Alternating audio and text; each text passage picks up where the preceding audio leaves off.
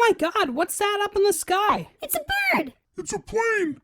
No. It's the Dr. DC Double Dose. It's just a podcast on the books. It's the Dr. DC Double Dose.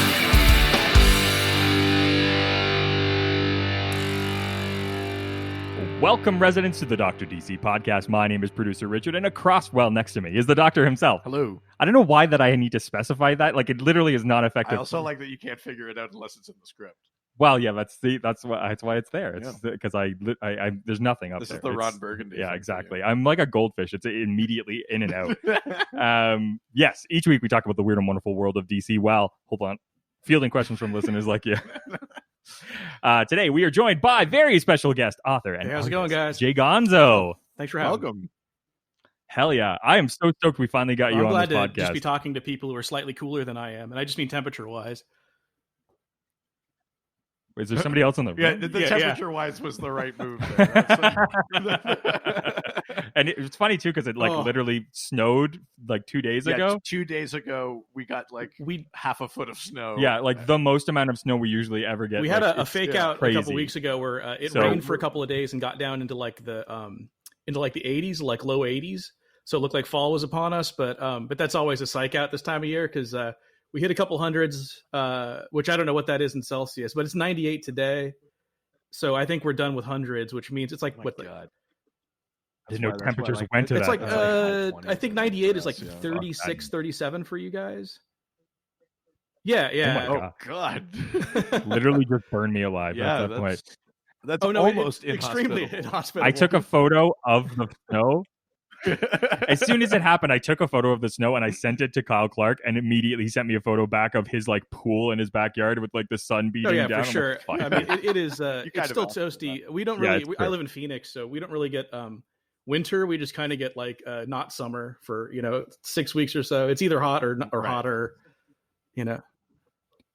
I mean, in fairness, we are the opposite. We're just coming out of not winter. Yeah, we're going back into winter. Well, that's the thing. So. Yeah, when my wife and I were first moving up here, we were on a plane. There was a local guy up here, and he was like, "Oh, you guys are moving up here." He's like, I can tell you this joke because you guys are already moving up here. He's like, normally when people ask me "Oh, what's it like up there?" and I say there's only 2 seasons, winter and next winter. So that I always really you can use that joke for summer, but well, we have the joke here that in the summertime there's no cold water; it's just hot water and hotter water.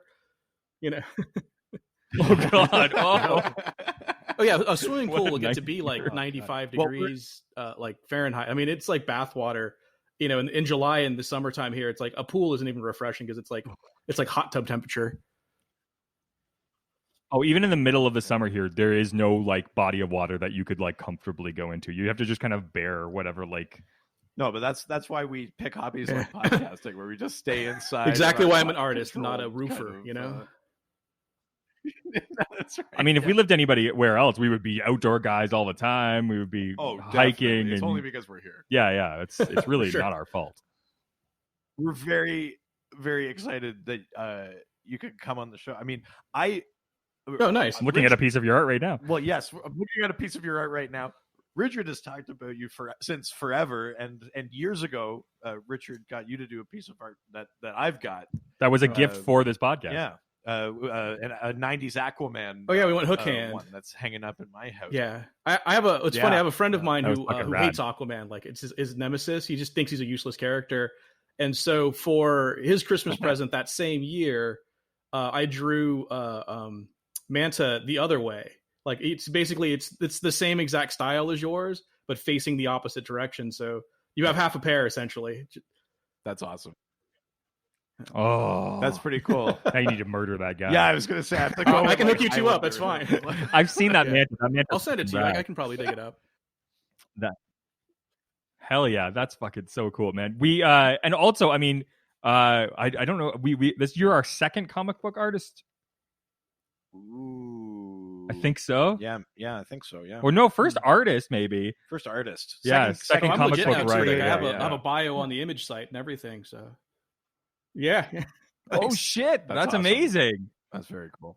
I didn't know that. Is that? It's for the other one I'm doing, the comic La book Voz de series Mayo. before Or I'm the artist on it, not the writer. So this friend of mine, Henry Barajas, wrote a comic called. It's a biography of his great grandfather, who was a civil rights leader in Tucson in the 70s, and so he wanted a very kind of vintage feel, this kind of like weathered vintage feel, kind of what I do for his comic. So he and I paired up, and we did it's a 128 page graphic novel, but only 70 of it is art. So I only drew 70 pages. So yeah, we're doing that, releasing it through Top Cow. It's actually today's the final order cutoff, so it does your listeners no good to mention it, other than to go buy it. Yeah. So, but in doing that, like I drew on image board, like my comic boards, like my art boards all said image on them. I had the image paper, and and I have a bio on image now, so that'll be out. I want to say November 12th, if I'm not mistaken. It'll be in comic shops. So. That's Holy, awesome. wow. Well, let's back it up a little bit for people that may not be familiar with you or with your work. How long have you been doing this? How long have you been like making comics, drawing, crazy characters? What got you in? The short answer is Spider-Man. I mean, I have a spider web tattoo on my finger, and then Thwip on that finger. So if I do that, it says Thwip and Spider. So I really awesome. love like the That's Electric Company Spider-Man. I mean, you can see the Spider-Man Power record behind me that I've had since 1975. I want to say, and so I used to read like the news strips. The Spider-Man's news strips were I grew up in California, so they were in the LA Times and not the Orange County Register. I lived in Orange County, but my grandparents lived in LA. And so we would go visit them, and my grandfather would cut them all out for me. So it was basically like a comic book for me. So I really got into there. And then somewhere around like, I don't know, like 84, 85, a buddy of mine, we were out riding bikes, and he was like, hey, I got to stop by the 7-Eleven. I'm picking up my comic books. I'm like, comic books? They still make those? Which in 1984 seemed like a novelty. But he was reading G.I. Joe. And I remember just thumbing through that and just being like, oh man, this is like a whole book of that art style I like so much. And so I went home, grabbed as much money as I had, and just bought as many comic books as I could. I bought, it was the issue before Thor turned into a frog. It was, trying to think, like Web of Spider-Man had just come out. The Punisher miniseries was coming out, the Mike Zeck series. I bought everything. I made like a DC's Who's Who, like not even realizing it wasn't a comic book. It wasn't a narrative. Yep. I'm trying to think, what was like Batman Dealing with Anarchy maybe at that time? No, I think it was a little later. But yeah, I mean, I just bought everything and got into comics and just started drawing comic book stuff. Like, when I was a kid, I was always drawing, and then that kind of focused my art attention. I ended up going to the Orange County High School of the Arts for visual art. And then when I got out of school, I didn't want to be the proverbial starving artist, because my parents left for Arizona and I stayed in LA, and I spent a year trying to go to like community college, study art, and live in Los Angeles as an 18-year-old, and oh my, yeah. Sure, and I literally was like, living off of like ramen, like legitimately, not even like cliche wise, but like I literally would just go like, oh, I knew how much ramen I could get for $3. And that kind of got me through a week. And then I just finally gave up and moved in with my folks in Arizona. I was only supposed to be here for 18 months. But anyway, I decided to go to trade school for graphic design because I wanted to be creative, but not starve, not live like I was in Los Angeles. Yeah. Oh, man. Yeah. So graphic design school, went to a really shitty school in Tempe called Al Collins Graphic Design School. It is terrible. But I have such, I have built such a career, and people know so much of my work that I love telling people that, because no one they think I'm fucking with them. They're like, really, where'd you go? I'm like, no, I went to Portfolio Center. Did you go to RISD? I'm like, no, I went to Al Collins fucking Graphic Design School in Tempe, Arizona.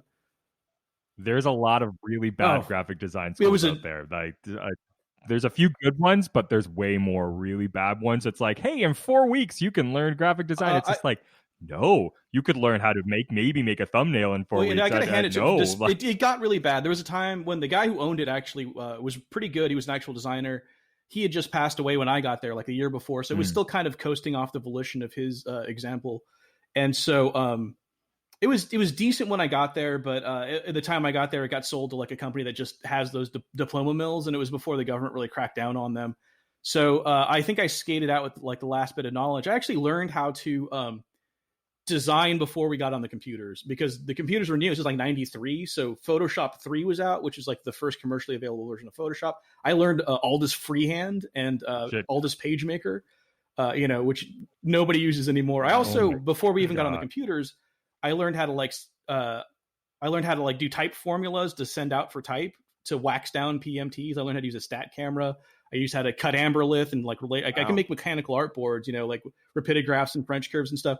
So I learned like the physical process of graphic design before we got on the computer. And even on the computer didn't do much for you back then. Like, you had a layer in Photoshop. There weren't layers. Like, you could, so there was, and then when you brought stuff into like Aldus, which was very unforgiving, you had to bring it in at 100% cropped. You couldn't, the program didn't crop it for you or anything. So you had to you had your image and you had to figure out how you wanted to crop it. And then it had with your proportion wheel, which is an ancient technology. You had to figure out what size it needed to be and what DPI it needed to be to print correctly, and then crop it and commit to that DPI before you brought it in at 100%. So I learned a very kind of mechanical thing. And then we learned the computers, and I kind of thought, what the fuck do we do all that mechanical stuff for? But I got to say, so once I graduated, I then just sat on my diploma. I learned how to tattoo. Like, I got an apprenticeship. And so I did that for 6 years. I still did graphic design to pay for my apprenticeship because, I just need, when you're apprenticing, you don't make any money. So I was doing logo design, small stuff like that, identity packages and stuff. And then once I had I tattooed for about 6 years in shops, and then I had my first child in 2000, and was like, I should probably get a real job with benefits. So then I jumped into advertising, and I did that. Been working in advertising for like 20 plus years.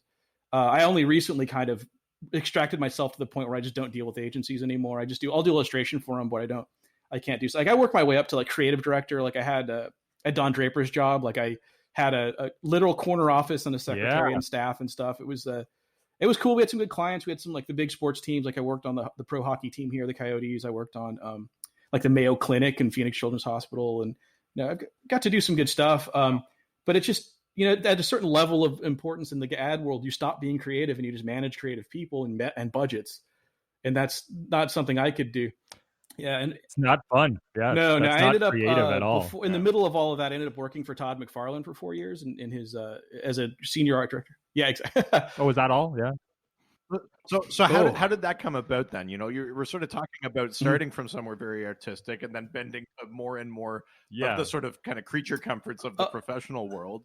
What put you in McFarlane's circle?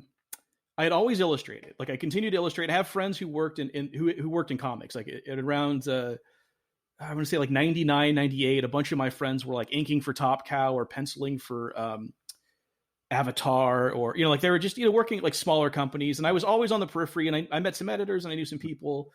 I was like on deck at Top Cow, which is funny because now I'm back with them.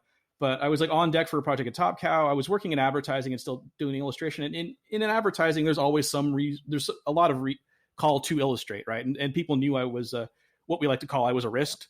So they would be like, oh, we need to do storyboards, so Gonzo could do them, or we're going to do a pitch that needs marker comp, so Gonzo can do that, or we need an illustration, like this icon needs to be illustrated, like we'll have Gonzo do that. So I got to keep my illustration chops up, and I was kind of known for that, which is funny because I have like. That's a big thing in for the sure, because you have to hire out field. for that. I mean, illustration skill does yeah, exactly. So I was very a bit common. of a unicorn, and kind of because of it, I got indulged a bit, which was fun too. But anyway, so I did that. I was always drawing, and then always kind of like on the periphery of comics, trying to push in. And then a friend of mine was, God, I'm trying to think what she was doing. So she was an account executive at an ad agency I went to, but she was somehow, I think she had a master's in business, and she'd gotten it from ASU, Arizona State University. And she was going to a speaking event with Todd McFarlane speaking at it. And she was like, hey, I'm doing this event with Todd McFarlane speaking at it. Do you want to come check it out? And I'm like, yeah, I'd like to see what Todd has to say. So I went down there, and then it was like real small and very casual. And he and I just ended up talking after the show. I told him what I did and all this stuff. And he's like, well, hey, I think we're looking for a designer. Why don't you go ahead and send me some stuff? And so I'm like, well, actually, I had just gotten a portfolio back in the mail that day. And I'm like, dude, I have one in my car right now. He's like, well, shit, get it for me.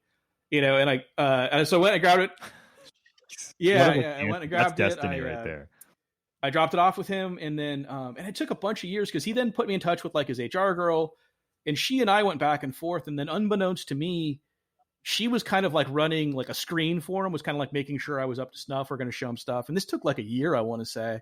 But in the meantime, my portfolio had made its way to what ultimately would become my boss there. And then she liked me and was trying to get a hold of me, but I had left that job and that address that was on that portfolio. So she's like spending a year looking for me. I'm trying to get to her for a year. And then suddenly, like at some point, the HR director like forwarded something I did on to Marlo, who's my boss's name. And Marla was like, fuck, I've been looking for this guy. Like, where, like you've been talking this whole time. So she had, like, within a day or two of me talking to her, I was like in and there. And so, yeah, I started off as like a senior art director. So I did a lot of like design for packaging, a lot of the design for the comic book, getting the art and marrying it with the lettering and putting it all together. A little bit of like inside front cover art, some small, like artistic stuff here and there. Not a whole lot of illustration. Like I want to say like 3 things I would like, claim ownership of as far as like I illustrated this and they got into comics. But yeah, I mean, I was there when, the offices were huge and, he was as big as McFarlane Toys ever got as far as like staff and office size and stuff. And then, I don't know, like in 2007, 2008, or the Chinese got busted for keeping their currency artificially low. So they had a favorable trade rate with the US government. So the IMF like forced them to like have this floating index. So like our toys got like a third more expensive to make right there. I think oil hit $100 a barrel in that same month. And so that was like another 30. So like it like tripled the cost of our toys overnight. Some questionable business deals were made as far as licensing got picked up. And so the writing was on the wall. It was just like, it was like looking more and more depressing. And at that point I had gone from being a senior art director to working what Todd would call, or what Todd called his think tank. So we were just an idea factory, and Todd would just come in and he'd be like, hey man, I want to do a line of robots next year. Like, what do you guys have? Give me some ideas. We'll meet on Friday. And so me, this guy, John Goff, who's actually writing for Todd now, he's been there forever too. This guy, Jin Han, who does a lot of design work for video games now. And Greg Capullo, we were the department. Greg wasn't there. He was remotely. And so we would just go and do our things. Like we would draw a bunch of robots or Zodiac signs or whatever. And we'd come back and just present them. And of course, I'd have a few, and Todd would be like, "Oh, this is a cool idea. We could maybe this, that, or the other thing." And John would have a few, and Jin would have a few, and then Greg would have like 30, and they'd all be fucking, they'd be beautiful and sculpted. I literally like threw my pencil up one time. I was like, "Greg, why do I fucking try, man? Like what? Why are the rest of us in this department if you're just gonna do this?" So yeah, exactly. The reason why he's Greg Capullo, I guess. But dude, that guy in those years where he was dormant, where he wasn't doing comic work, he was doing a ton of fucking work. And I know a lot of people kind of think of that as this like lost period, but you don't know it. You've seen a ton of Greg Capullo stuff. You just didn't realize it was in toy designs or what have you. So, yeah, he's a great guy. Todd's a great guy too, and then I left there. Like, so cutbacks happened. I left in 2008. I just got, a bunch of us got let go. It was all amicable. Like I've seen Todd, he's a friend of mine. I still talk to his wife. Like me and his wife and his daughter all got maced at an anti-Trump rally together. Yeah, recently, like a year ago, maybe. I don't know, it was a little while ago. Yeah, I mean, he's a good dude. So, but yeah, it just, cutback shit happened. I had to go. And I left there and I took my comic book stuff and I was like, I'd worked under Larry Marder for a good amount of time. I don't know if you guys are familiar with Larry Marder. And he really kind of encouraged me to kind of do my own thing, like Larry did. And so I went out with this portfolio and was showing it around, and inevitably there was my idea, La Mano del Destino, that was there, and it was of the things I was showing people. It without fail, whatever editor I was talking to would like look at my. I'm trying to think what else was. I had some Sunfire pages and some other random shit, but they would always like thumb through it all and then go back to those La Mano pages and go, "What is this?" Because this is cool, and a couple editors like really wanted to see it like fleshed out more than like the 8 pages I had. So I just did the whole first issue, shopped that around. Dark Horse was very interested, but they, and this is like 07, 08. So this is like right before DC relaunched the New 52, which is why I think everyone knew it was coming except me, so they were like, yeah, we're not going to take on a title. We've got to contend with Superman #1 coming out, and Action Comics #1 coming out. So maybe we don't take on your project right now. But I mean, like, Bob Schreck was like this. He's like, dude, I don't have a place for this, but this is fucking cool. And you need to put this in the world. You should just self-publish.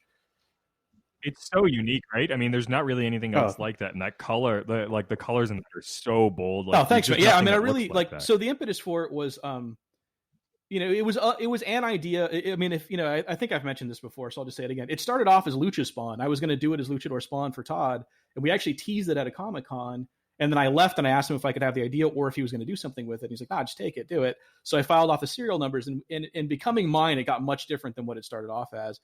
And mostly because I was kind of sick of how Lucha Libre was portrayed in American pop media, or Western media in general, like I love Nacho Libre. That movie's great, and I know a lot of people think of that as like the example of like what's wrong with Lucha Libre. I'm like, no. Fucking The Masked Saint is a shitty example of that. You know, like Snowfall is a shitty. It's like, dude, like every time you see a luchador in a movie, he's like a hitman or a like an assassin or something, or a detective, and he's like he's like not a fucking luchador. And he's kind of goofy. It's like, oh, look at this dumb guy. And more to the point, whenever you see Mexicans in American movies, they're kind of dumb. And look, like that dude in Ant-Man is fun, but he's kind of a dimwit. You know what I mean? And whenever you see Mexico in an American movie, it's like sepia tone and brown and shitty. Like that fucking. God, why is it? Yeah, it always looks like that. God. Yeah, it's the well, no, El it's not even. Mariachi Yeah, it's song, just hot and and then dirty here. That's all you need to know. To that like nth degree. But then you look at that James Bond movie, which happens with opening on the Dia de los Muertos parade, which is fucking the most vibrant, bright, happy thing. And they just make it this dour, dusty, sepia tone piece of shit. And I just kind of got sick of like, I kept kind of, that's what I liked about Nacho Libre is he wrestles, he wants his belt. You know what I mean? Like he wants a championship. It's all kayfabe. They paid total respect to that. And it's not like, hey, look at this fucking dumb thing. Like this dumb fat guy thinking he's tough in a mask. Isn't that funny? I was sick of like, as a culture, I was sick of being like laughed at, like as a Chicano. So I kept kind of saying like someone needs to do this right. Someone needs to do a story where the wrestling is important. Somebody needs to do a story where like Latino culture is portrayed for the bright, vibrant hues that it is. Somebody needs to treat Mexican wrestling with respect, treat Mexico with respect. And then I finally was just like, well, shit, I'm somebody. So, I mean, originally there was a lot more silliness that could have gotten worked into La Mano that I cut out of it. There was a lot of darkness that could have gone in there that I cut out of it. And so I ultimately like, just basically like started looking at those movies at the heydays of Mexican wrestlers and was like those El Santo, Mil Máscaras and Blue Demon movies. They were always swanky as hell. They were like the apartments those guys lived in were a Mexico that didn't exist. They were this real idealized portrayal of like jet age Mexico, And so I thought like, that's funny. Like what would Mexico have looked like if it was as prosperous as America post World War II? What does that look like in 1965? Right. And then I also thought, what if Lucha Libre was as important to Mexico as auto racing was to Speed Racer's world, where it's like the only thing that happens. And so I decided to do a comic where like the only conceit of this world is like, or the only two conceits are, look, Mexico was as prosperous as America. So it's jet age. This is like, 1965, like, Mad Men era, but it's Mexico and everything has a Mexican flair to it. And then B, every important decision that needs to get made legally or business wise happens through luchadors, because like that's how it happens. So like if my business wants to take your business over, then your champion fights my champion and whoever wins. You know what I mean? So I just, I kind of created a backstory on like how that could have happened. And it's in my head. It's all headcanon. I mean, some of it is hinted at throughout the comic, but that's the book I made. So it's my love letter to everything that I love. It's my love letter to like, mid-century modern design. It's my love letter to like Googie architecture, which is a great American kind of very specific Googie architecture of, especially in Southern California where I grew up. It's my love letter to Lucha Libre. It's my love letter to like Latino culture. And it's my love letter to 60s comics. Like when the process was the product, when the fact that you could see the color through the blacks, when you could feel the paper, when you could smell the ink, like that is part of what I'm selling because he lives in a world of like 60s Mexico. The comic itself feels like it came from like 1960s Mexico. It's on shitty, uncoated newsprint. You can feel it, you can smell it, because I want to give people an experience more than I just want to tell them a story. And it's a curated reality, or the color palette is super limited. I use like 12 colors, and it's like, and 3 of them are only used on La Mano. Like they're never used anywhere else. So that so it's like, how do you make that work? And so like, my idea, my job as an illustrator is not to, reflect reality. It's to abbreviate it. And it's how I abbreviate it that like makes my point, and it's not just, and I'm unfettered by by having to be, by fidelity to source material. Like I can make it whatever I want it to be, because I just I listened to Phil Hester the other day on 11 O'Clock Comics, and he said like what people are paying for is access to your imagination. And it's like, so be imaginative, right? So, I mean, like I always say that like what we're selling is synthesis, we're selling point of view. So why not like really dial it up and go like, look, this is a curated reality that's not the one you're used to. There's no reason for you to worry about what unstable molecules do. You know what I mean? Like let's not like, and I, like I'm never going to get into midichlorians. Like just fuck whatever. It doesn't matter. It's the force. You know what I mean? So, I mean, yeah, I love dumb, fun Silver Age comics before like everything. But I'm assuming like within the comics, there's a ton of like interpolitical like drama and like you're really breaking down the governmental system. There is a bit no midichlorian, but there's a bit of like Mesoamerican mythology, like an analog in there. There is a bit of like or like Mexican specifically, like kind of class warfare. I mean, Mexico is a place of tremendous like class structure up until like 80, 90 years ago. You know, I mean, like there was a time in Mexico where like if you were full-blooded Spanish, you could get a certain type of job. If you were, I mean, from Spain born, but if you were born of two Spanish parents on Mexico, then you were another type of class and you could hold another type of job. If you were half native and half Spanish, you could get another type of job. I mean, it literally meant like your station in life was what you were allowed to do. There's no social mobility. I mean, and then it's also a place of a lot of, you know, a lot of strong men have rolled that place, you know. I mean, even the so-called freedom fighters, you know, like Emiliano Zapata and, you know, Pancho Villa, and like those guys were strong men, essentially. They just, you know, were ostensibly for good. And it's a place that, that is fraught with a lot of social inequity that can be explored with like kind of the class system within like a wrestling league, right? You know, like we're, you know, belt system, you know, match system, that sort of thing. So I try not to be heavy handed with that because, you know, I don't want to make the Joker movie. Like I don't need to, you know, beat you over the head with like, ooh, look how society is messing us all up. Like at the end of the day, all of that, like all my social political kind of like what it means to be like Latino, you know, because and I bring this up a lot. I'll tell you, but like the thing about like why I think that luchadors are the perfect cipher for the Mexican hero is that he has no identity. He only has action, right? So much of American wrestling is about persona. It's about who you are and imposing your will onto another person. Mexican wrestling is an obliteration of ego, and it's about action. It's about what you do. It's about leverage and agility and speed. And so as Mexicans, as Latinos, as Chicanos, I'm as much conquistador as I am conquered. I'm as much victim as I am victimizer. And so for me to have some inherent sense, like that kind of American egotistic, like inherent sense of worth, like it's like, well, I'm as much the victim as the victimizer. I'm as much as the shitty dude as I am the good dude here. So I can't really, you know, like the African American experience in America is very clear on whose side you were on, right? You know what I mean? Like I'm this color, I was a victim. Yeah. If I was that color, it's kind of victim, I mean, whatever. And it's way more blurred in Mexico. And so, you know, it's all about like, it's not about who you are, it's about what you do. And so a lot of our heroes like luchadors, Zorro is, you know, masked. We get, you know, like a lot of Mesoamerican warriors were masked, and even in the 60s, one of the number one selling comics in Mexico was an Invisible Man comic, wherein, you know, the main character wasn't ever drawn. He was just an outline, you know what I mean? So he was all about his effect and his action. And I think that becomes a great cipher for the Latino condition of being part victim and victimizer, and then having to move forward from there, you know, and defining your own destiny. And so, I mean, like notions of identity and destiny are things that are just, as a Latino, I think are kind of like, you know, baked into me. They're intrinsic in who I am. And so, you know, this is just me trying to work out like what it means to have a destiny. Like, can you avoid your destiny? It's like that whole Oedipus story. You know, he thinks he's getting away from having to kill his father, and like, oops, kills the first person he sees and turns out to be his dad. You know what I mean? Yeah. Like, can you escape your destiny? And what does it take to do that? So, but then again, like all of that high-minded stuff, like all of this, like kind of, you know, social, you know, commentary is all so far background. It's just dudes in mass beating on each other and talking like Stan Lee dialogue from the 60s, you know?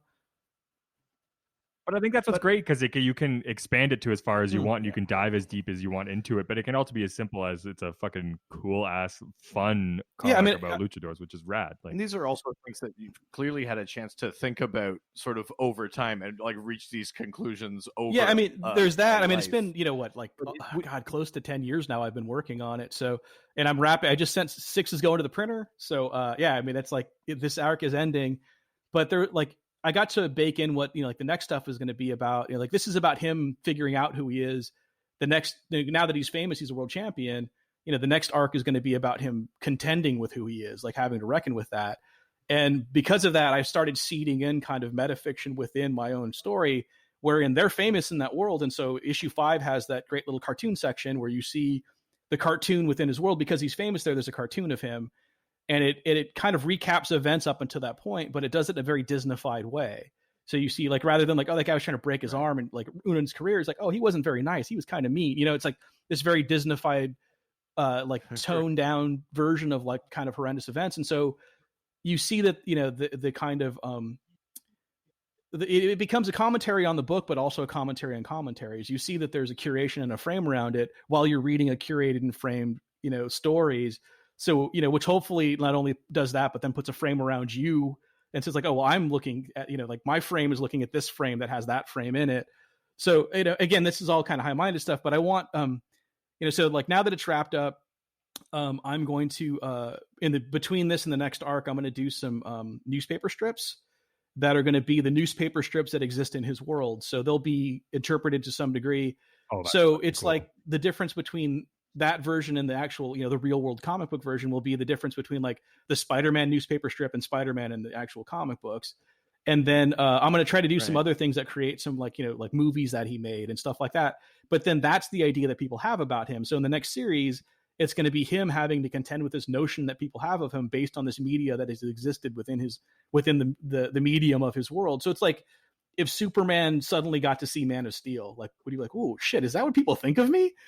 So and I just kind of like that idea of creating a fiction within a fiction, and then being able to kind of comment both on the thing that I've made as well as comment on commentary on things that have been made. But at the end of the day, it's dudes in mass beating on each other. I mean, with all of that in mind, and as someone who's creating something of your own with these things in mind, what would you say are the comics that you read now? Like, do they reflect that same type of, like, you want to, in the stuff you read, find the same type of sort of storytelling goals that you're also yes and no. I tend to gravitate towards like auteur comics, I guess, is probably the best. Like when someone who's just thinking about it comes through, like I always say that like the love always comes through, right? Like, you can see the love in my comic book because I agonize over what kind of chair to put in his living room. You know what I mean? Like, and you don't necessarily know that, but you feel it when you read a comic book. And I love things where I'm like, I might not get it, but I get that they're trying to say something, And so like, I love, Jim Rugg and Ed Piskor make great stuff. Michel Fife, Charles Forsman, all making great stuff. There's this guy I just found out is local. What is his name? Nick. I'm going to butcher his last name. Hold on. I'm going to grab this comic book real quick. Hold on. It's a comic called Pink Lemonade, and he's doing some similar things where he has like characters. It's called Pink Lemonade. The guy's name is Nick Cagnetti. I didn't realize he was local. I've met him before, and I really resonated. He's doing a story where like one of the characters is like a former movie star, but that was a cover for him being a spy, but then he got blown. So now he has to like kind of just be a movie star now. But like the fiction, like the movies that he made still kind of exist in that world and have an effect on that world. And it's just like, I dig people who are thinking about exploiting the form. Like, I mean, at the end of the day, like I like to say that I make comic book ass comic books, and I like other people who make comic book ass comic books, like things that aren't movie pitches, things that aren't TV show ideas, things that aren't ashamed of the medium they're in. Like I love people who just make, like explore the form. I mean, like, I don't need like pedantic formal exploration of like some of that little Lulu stuff is like, or Nancy stuff is fun, but it's also can come across as like formal exploration can get a little masturbatory. And I don't really care for people who are just like, oh, look, it's a risograph where I silk screen the covers, like those are cool if there's an idea behind it. Like I love zines and I love people who do that. And I always check them out. But some people are so enamored with the process and that kind of, they lose sight of the product or the, like, there's no ethos beyond exploring the medium. Like, oh, I found metallic inks or I figured out how to, gold burnish these or whatever. There's just like, whatever. I get it, like it's navel gazy and you found a cool looking process, but I think at the end of the day, it's the same thing with graphic design. I think it has to be a balance of art and intent. And anybody can make something that you go through a lot of work to create something that's different just for different purposes. But at the end of the day, it has to have an intent behind it, whether that's a specific storyline or the end result of it. But you have to have a reason to do something, or why do it at all. And that's sort of every decision that I make as a graphic designer is just basically what's the intent behind doing this exact thing? Is it just because I want to do something that looks like this, or how does it best serve? No, for sure. I mean, like result, so when I was creative director, I hate saying that. When I would talk to like my staff and okay, cool. Yeah, I'm a creative director right now. With all advertising, all marketing, all of that comes down to a simple question, and that is, what are we really trying to sell here? And it's not always what you think it is, right? Like, and the example I always give is that that Nike doesn't sell athletic equipment. Nike sells transcendence of self through sport. They're selling you the opportunity to be the better you. How you do that is their athletic equipment. And once you figure out what it is you're really trying to sell, like that, then everything, what we like to call brand promise or brand ethos, everything else supports that, or the ethos approach supports the promise. And so when I'm making a comic book on a macro scale, I'm like, what am I really trying to say here? And for me with my comic, it's like that identity is a construct, but one you can control. And the framework of that is like Latino culture and Mexican wrestling and what have you. But then down to like each panel, I'm like, what is the emotional truth of this moment? Is this about conflict? Is it about resolution? Is it about movement? Is it about like, so the page layout has what's the point of this page? What are we really trying to sell here? Each panel, each expression. So, it's the emotional truth of that, because in advertising and in comic books and in any kind of narrative format, people aren't going to remember what you say. They're going to remember how they felt. And so if you can convey the feeling, how you get there is where the playing happens. And I definitely hold on to that. That's kind of one of the benefits of having worked in advertising as long as I did was that need to kind of distill something down to like a brand promise and then convey that. But that's just me being, Don Draper in my own head most of the time. So yeah. I can definitely appreciate that. Well, let's start talking about this theme, because I loved that you. First of all, I don't think we could have gotten away with just talking about him, but I love the sort of direction that we've taken with this, because this is actually a subject we haven't reached yet. Oh, nice. That's true. Oh, yeah, no one goes there. But yeah, so this conversation started around Animal Man. Started around. No. Oh, sorry, Bwana Beast. Bwana Beast. Yes. Sorry, yes, Bwana Beast. Even crazier. Which is even crazier. And I want to know what your history is with Bwana Beast and why that jumped right out to you. I think that Who's Who that I had was B. So I think I had Bwana Beast in there. And also, I should point out that I believe that all, if not most, of the showcase issues that feature Bwana Beast are Go-Go Check era DC Comics. So they've got their Go-Go Checks, and Go-Go Check era DC is the best DC. Like, fight me, like I don't care. Go ahead and at me on that, because it is.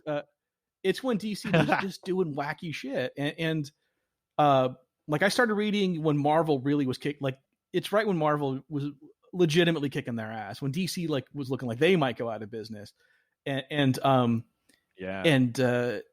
so I, and then DC was trying to be Marvel for a good chunk of that time, and so I was like, why do this when I can just read Marvel comics? And so I got off of DC maybe after the Watchmen and Dark Knight. Like I got to buy those as they came out in issues. It's like right when I started reading comics, like 85, kind of full time, and so I got to just buy those off the shelf, not realizing that the best comics in the world were coming out. Like, there's always going to be like this, right? But none of it translated. I think I'm trying to think what else was happening there in DC at that time. But anyway, Crisis on Infinite Earths would have been around then.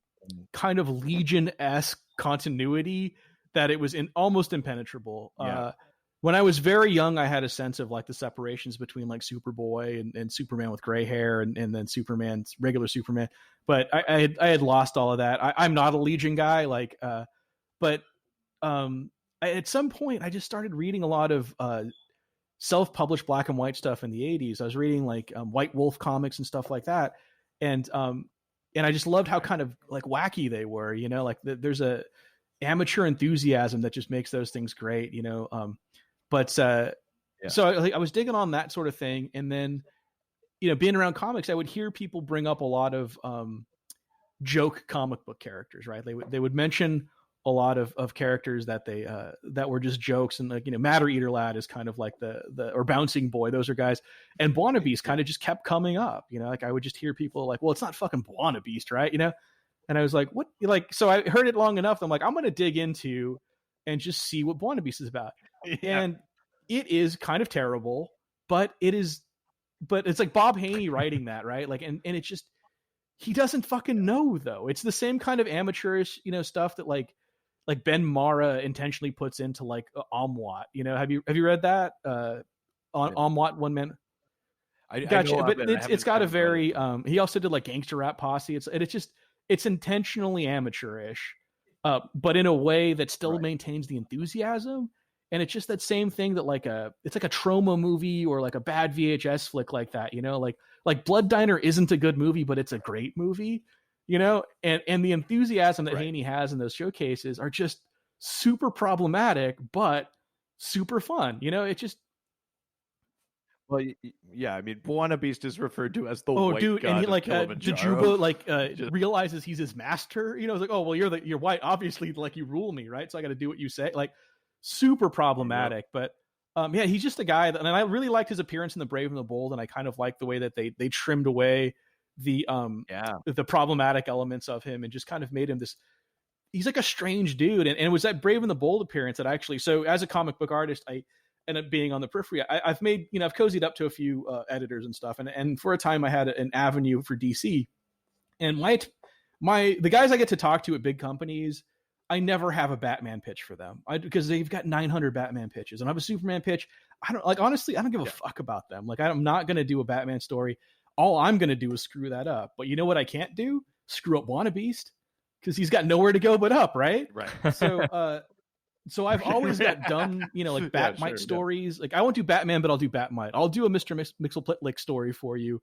Right. I will do, I had a chance to pitch a few things, and one of which was Buona Beast, and I thought about like how to kind of redeem the character without, so here's the other thing, and I don't know how much trouble we'll get in for this.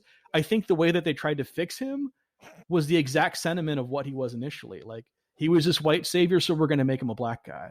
It's like putting a black president in a movie and saying you have diversity now, right? It's brownwashing, and it's just, and we're going to call him Freedom Beast now. And it's just like, oh, that is just as condescending as the original Buona Beast. Yeah.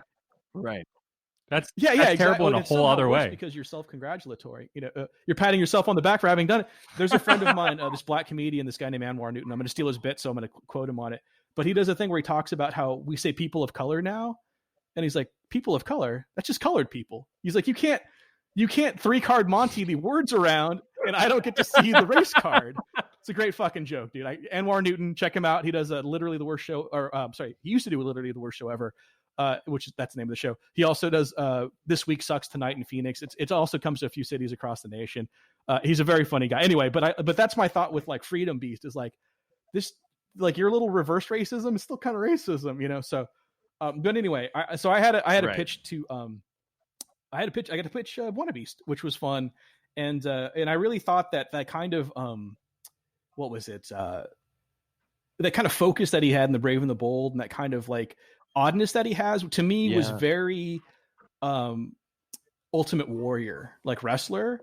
And so I thought about making Buona Beast a wrestler, where he's a guy who believes his own gimmick, where he wears the mask. It's very similar to the Buona Beast mask. And he's not, the Buona Beast, he's a Buona Beast, so there's like multiple of them. And he has his backstory, his kayfabe story. Sorry, my dog is freaking out. Is that coming through on the microphone? Should I go let her out? Okay, cool. Sorry. No. All right, good. I'll just let her complain then. Sorry. So yeah. That's right. I literally just I might have to. You wouldn't shut up. So. But so I thought about making him a wrestler, but I'm making him a wrestler that like you think maybe buys his own gimmick.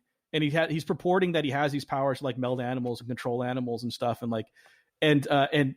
He's out, and when he's not wrestling, he's out. He's in the mask full time like a luchador, and he's so he's in a suit with the mask, or he's in like the costume and a mask, and he's out there fighting crime to a degree. And the reports of him were kind of like, well, maybe that was powers, or maybe it was coincidence. So you don't really know if he's a very unreliable narrator, but he's very sure of what he's saying, that he has these powers. Right. And then at some point, this weird like what was it? There was a meteorite of radioactive nth metal crashes in the jungles of Mexico, and it threatens the land of his jaguars, which are his spirit god. So he's going out to investigate that. Like LexCorp sends like a Black Ops kind of retrieval team to go get this nth metal, and the conflict there kind of, But to me, it was just the fun of like not really knowing what his powers are, because they're very ill defined in the comic books, right? Like I think he's got that like that kind of shadow power where he can like make men of ill intent can be swayed by him or something, or like he can haze their minds of some kind, or and he's got like the chimera. It's like up to 4 animals, right? Like ability. But then like to me it was that whole thing was like I think maybe in one Oh yeah, I person. seemed so you could make those weird Island of Dr. Moreau things, but mine was like, well, what if these mutations are just like because of the radioactive nth metal? What if they're like, so it can always be explained away. Like no one wants to believe that he actually has superpowers. And at the end, I was never going to define it. It was going to be like a 3-issue series where all this shit happens, and we're like, oh, I guess. But I was going to have Dajuba show up like from Africa, but he was just going to be like in a suit walking around. Like I was in my head, he was kind of like very mod looking. And he just, because he's got that kind of Gorilla City powers, he just makes everyone think he's a regular dude walking around. So everyone just sees him as a dude, but he's just this gorilla walking around town, kind of like Taki Tani, that sort of thing. Right. So I had him as like, well, once another Buona Beast shows up in another part of the world, Dajuba goes to kind of help him out. It's like a Jiminy Cricket type character. Is my dog coming through now? Do I need to take care of it? Okay, cool. Yeah, you can let her out. It's okay. Talk amongst yourselves. So anyway, yeah, I got to send that to editor over at DC, and they were like, "This is fucking great. I can't sell this." He was just saying that he would have. I mean, I think that there's a market for it, and I was gonna. I think I have a way to file the serial numbers off and just do the story anyway.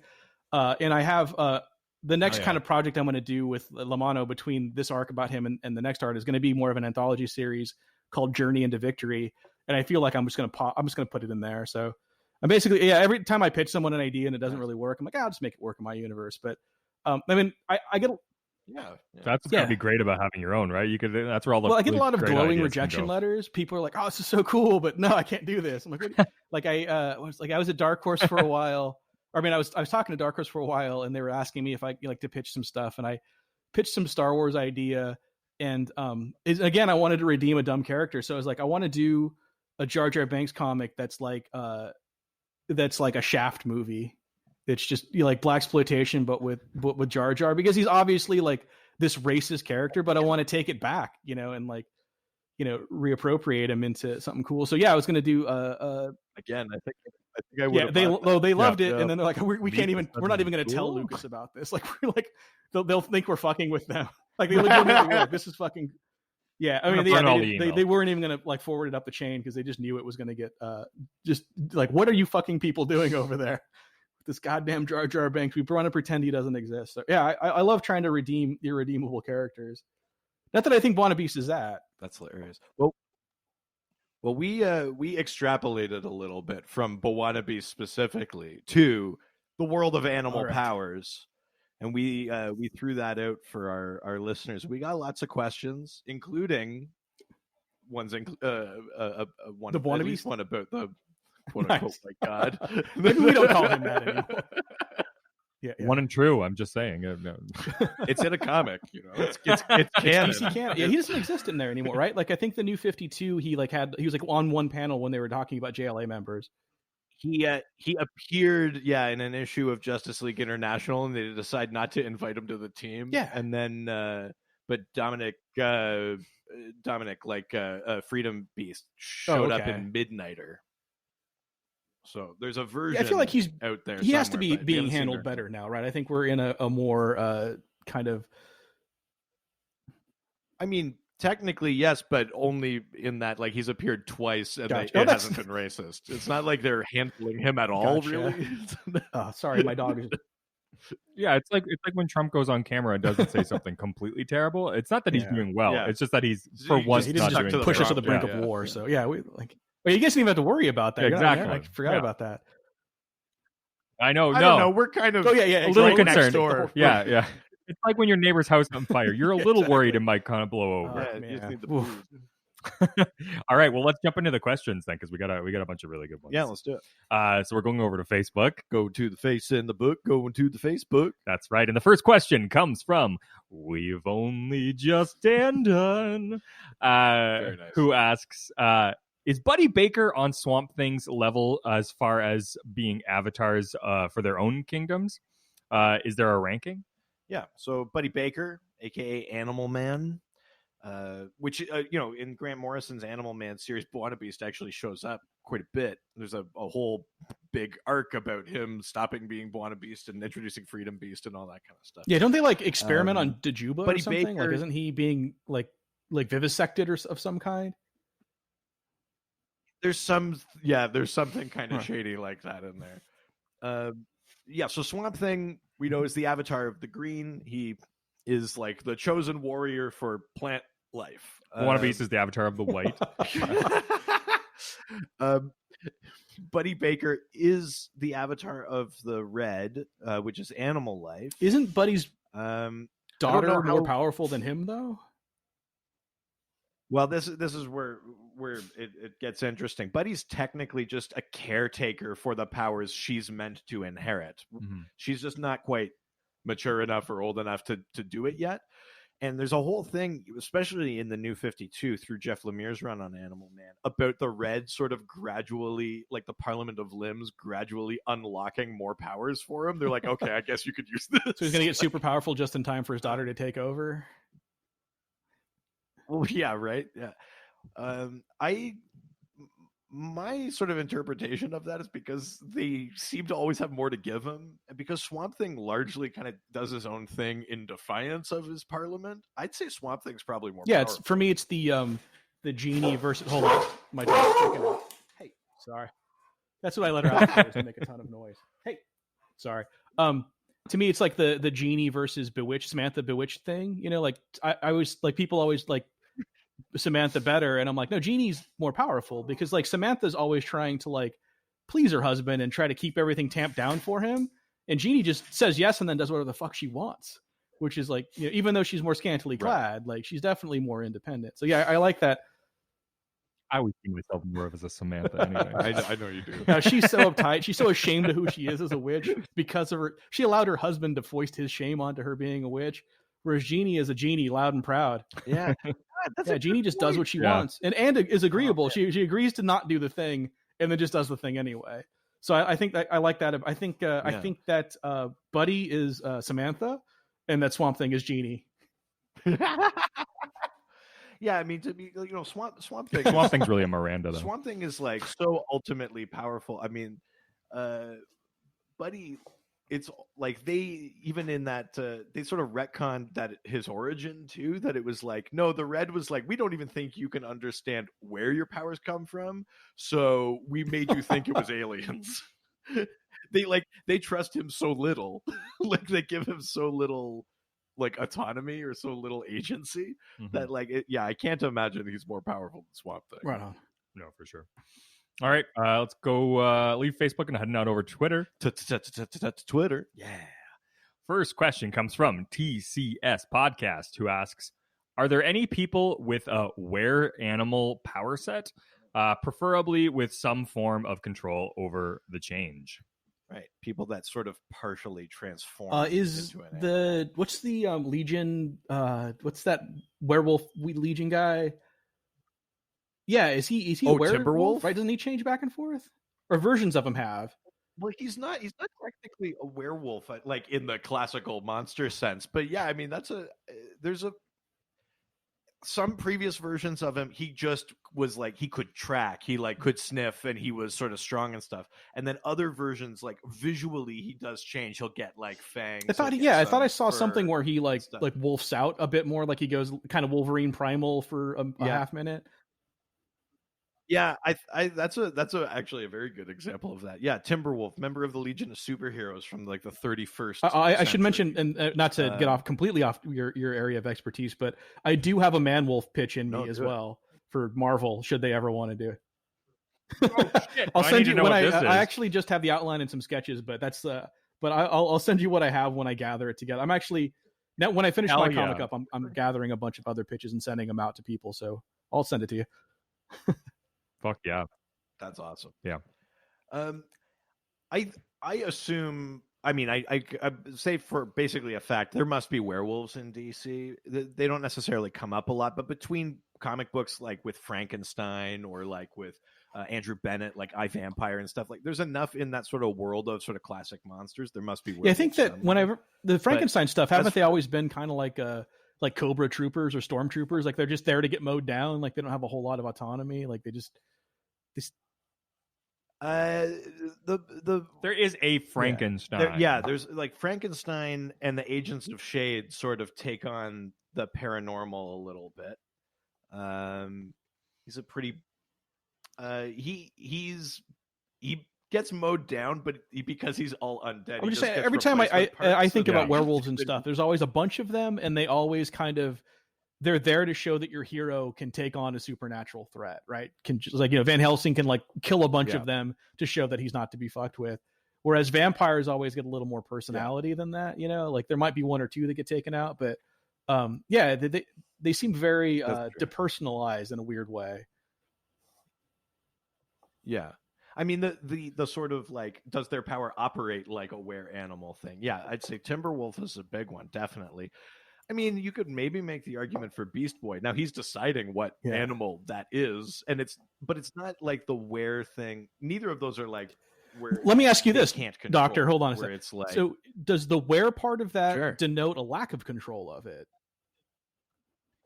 well, I think that's where I'm ending up with this. Is that like that's the real key piece of the werewolf, right? Is that you need to like watch out every. Otherwise, you're a like 28 shapeshifter, days, or right? whatever it Yeah. is. Yeah.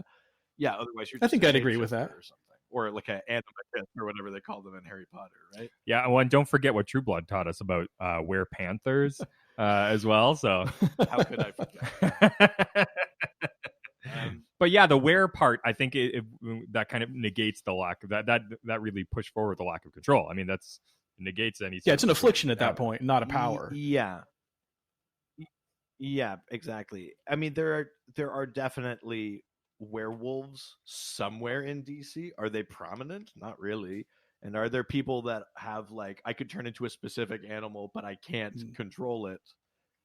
None that are sort of really readily springing to I do like mind. the idea of somebody like Beast Boy becoming a werewolf.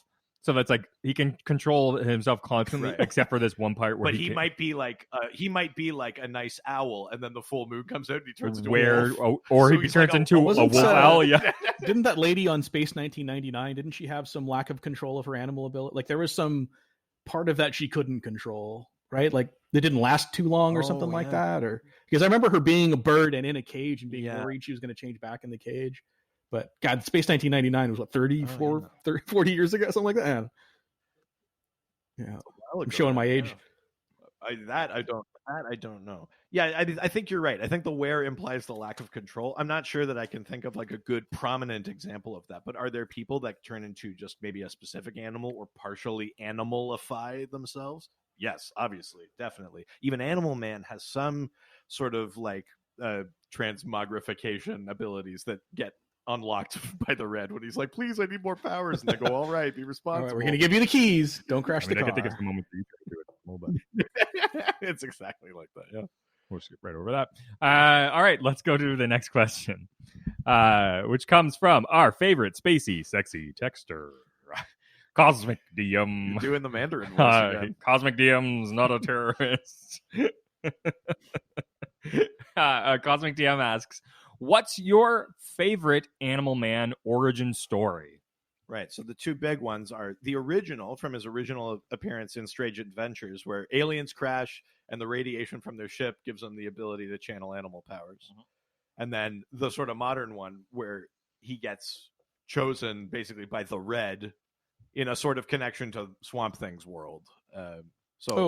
Jay, which of those two do you prefer? Something really out there, just like random aliens and radiation, or the more mythical? I kind got to of go red aliens, man. thing? Like I just love dumb non sequitur stuff like that because why not? You know what I mean? Like it's such a it's Japanese Spider-Man. It's just so like, of course they come from a spider world and he gets a motorcycle and a giant robot because nothing says spider like a giant robot and a motorcycle, right? It's like, sure, just go with it.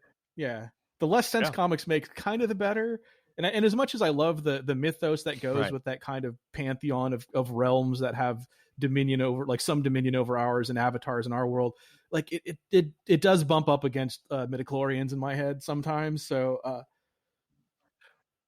right, you're inching too close to fully explaining how things work. Yeah. I think like I Someone needs to give this man a Captain Carrot. That's what all was I'm I missed saying. most of that? What was that? I was just saying someone needs to give you Captain Carrot to fantastic. write and Draw draw. the hell out of that. Right? I'm just saying. See, I'll see what I got. Yeah, I'll think about it. Hell yeah. I've got like a pretty good list of stuff. I literally have a list next to my computer here that's like, oh, these are the pitch ideas I need to get. You've opened up Pandora's box now. We're just. I mean, if you got a good one, I'll constantly take it. sending you Yeah, ideas, yeah. so. I still have yet to do anything for the big two, so I would. I'd love to get something in there. But dumb and fun, man. The dumber and the funner, the better. Yeah, I'm sick of serious comics. As much as you don't want to pitch Batman, I bet if you came up with an idea, the Black Label would literally just drop their pants for it at this point. It has to be Joker or Harley. Yeah, that's the only Chris idea, Sims from War Rocket Ajax and I got to pitch a Legion era Batman story that had some traction, but then the Bat editor left like 2 weeks after we gave it to him, and so the new editor's not going to pick it up. And I mean, like, Scott Snyder dug it. I think it had some good stuff, and it's the kind of thing we can't really file the serial numbers off of because it's really entrenched in like DC continuity. But that's the only Bat story I had, and it was a Legion era Batman story. It was the origin story of Brain Taylor, who is the Batman from that era. He's from if you look, I think it's a 50s comic. He comes from the future to meet Batman. He's blonde, and his origin is never explained. He's just the Batman of the year 3000. And so, I mean, it exists online. I think if you look up like Jay Gonzo, Chris Sims, Batman 3000, you can check out all the art that we put together for it and the story outline and everything. So yeah, we got, kind of so far along with it and then turned down at like kind of the last minute that like we just burned the whole thing by putting it on the internet. So like, here, look, here's the idea. You guys like enjoy it, but it may or may not never happen. So yeah, but Google search that Chris Sims, Jay Gonzo, Batman, and you can see all the images for that. But that's the only Batman story I really have in my head is that. And that wasn't even. I brought a couple of elements to that, like the old man Batmite and the cooned Robin were my two contributions. Oh, God, that's awesome. What about you, Richard? Which of those kind of two Animal Man origins do you prefer? I mean, I kind of got to go with Gonzo. Anything that, I mean, it's kind of appropriate too that your last name is Gonzo because I feel like your favorite story sets are the ones that go the craziest. So. Yeah, it's really Gonzo storytelling. You like that, right? That was a nice Hunter S. Thompson. That's what I'm here for. What I think I love the sort of like big, impactful kind of crazy storylines. With our next episode that we're recording, that I felt that sort of way about the story that you gave me. And I find that I'm attaching myself to. I either want it extremely grounded, like Superman for All Seasons, or I want it like as balls out crazy as possible. Right. See, I mean, we've talked about this before. I'm such like a sucker for like lore and like world build. Like, it's why I like Lord of the Rings. It's why I like Star Trek. It's why I like those things. So that like anything with lore or things called lore. Well, so to me, that thing with the red and the green is like that's like right in my wheelhouse. Where it's like, oh, there's like these like kingdoms of nature. And there's been a million Swamp Things. There's like 7 languages that you now get to learn. Yeah, exactly. I mean, that's right in my wheelhouse. Yeah, this is the language of the green. This is the language of the green from 50 years ago. This is actually the west of the green. Listen, you laughed at me last week when I brought up both dialects. Oh, man. That is intense. Jesus. I think it's just it hits me right where I live. I kind of love that stuff with the red. I think it's important to have that. I also just think it's funny because it ties in sort of with how little they seem to respect Buddy. I love the idea that like even his origin, they were like, we kept that from you. Oh, I love a naive superhero like that, like someone who doesn't understand the. Like I build a little of that into Lamano, where he's thrust into a world that he doesn't understand. It's very greatest American hero. It's like he doesn't have the instruction book, and I do love that kind of like why do people inherently know how to use their powers? Like why doesn't it kind of screw them up to some degree? So yeah, I like that kind of, I guess, quote unquote real world aspect of those sorts of things. But I think at some point it gets a little when you're creating that second language of Elvish, you're kind of just like patting yourself on the back while you're doing it. Yeah. Shots fired, Tolkien. Well, to me, sorry, I won't belabor this point too much, but to me, it's like the Star Trek, Star Wars kind of difference is it's a very Mac PC kind of thing where it's like Macs are very like, look how cool this is, and PCs are like, look how smart you are. Because like PCs are for people who like build their own machines and can set their own processing boards.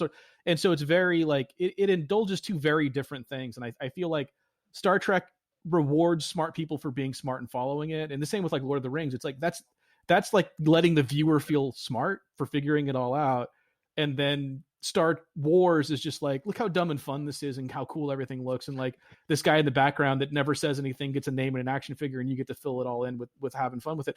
Right. So I don't necessarily think that one is better than the other inherently. I just feel like the type of, I'm a Mac guy. It's about what it says about you. It's about ego. Yeah. I love this X-ray that you brought in, and it really directed it right at the doctor. I like that, I'm really the flight versus invisibility question, right? That old game, like, you know, it's like, do you want to fly or do you want to be invisible? And I feel like they say something about what you select, you know, and so I get it. Like, I'm not saying, but to me, it's like I just want to have fun and not think about it, and not have to study and take a you know, Elvish 101 just so that I can get into the 201 class. Well, taking the fun out of it is the reason we have this podcast. Is that what your doctorate is actually in? Is taking the fun out of it? You're gripping that microphone very hard. I'm so angry. All right, let's jump into the next question. Let's do it. Next question comes from Brandon M. Flick, who asks, well, first he posits, Vixen is awesome. Then he goes on to ask, I agree. Can you talk about her defining runs or stories with her? Yeah, have you read much Vixen or encountered much no, Vixen? No, but I heard this question asked somewhere else very recently. Someone discussing, I think, again, I don't want to.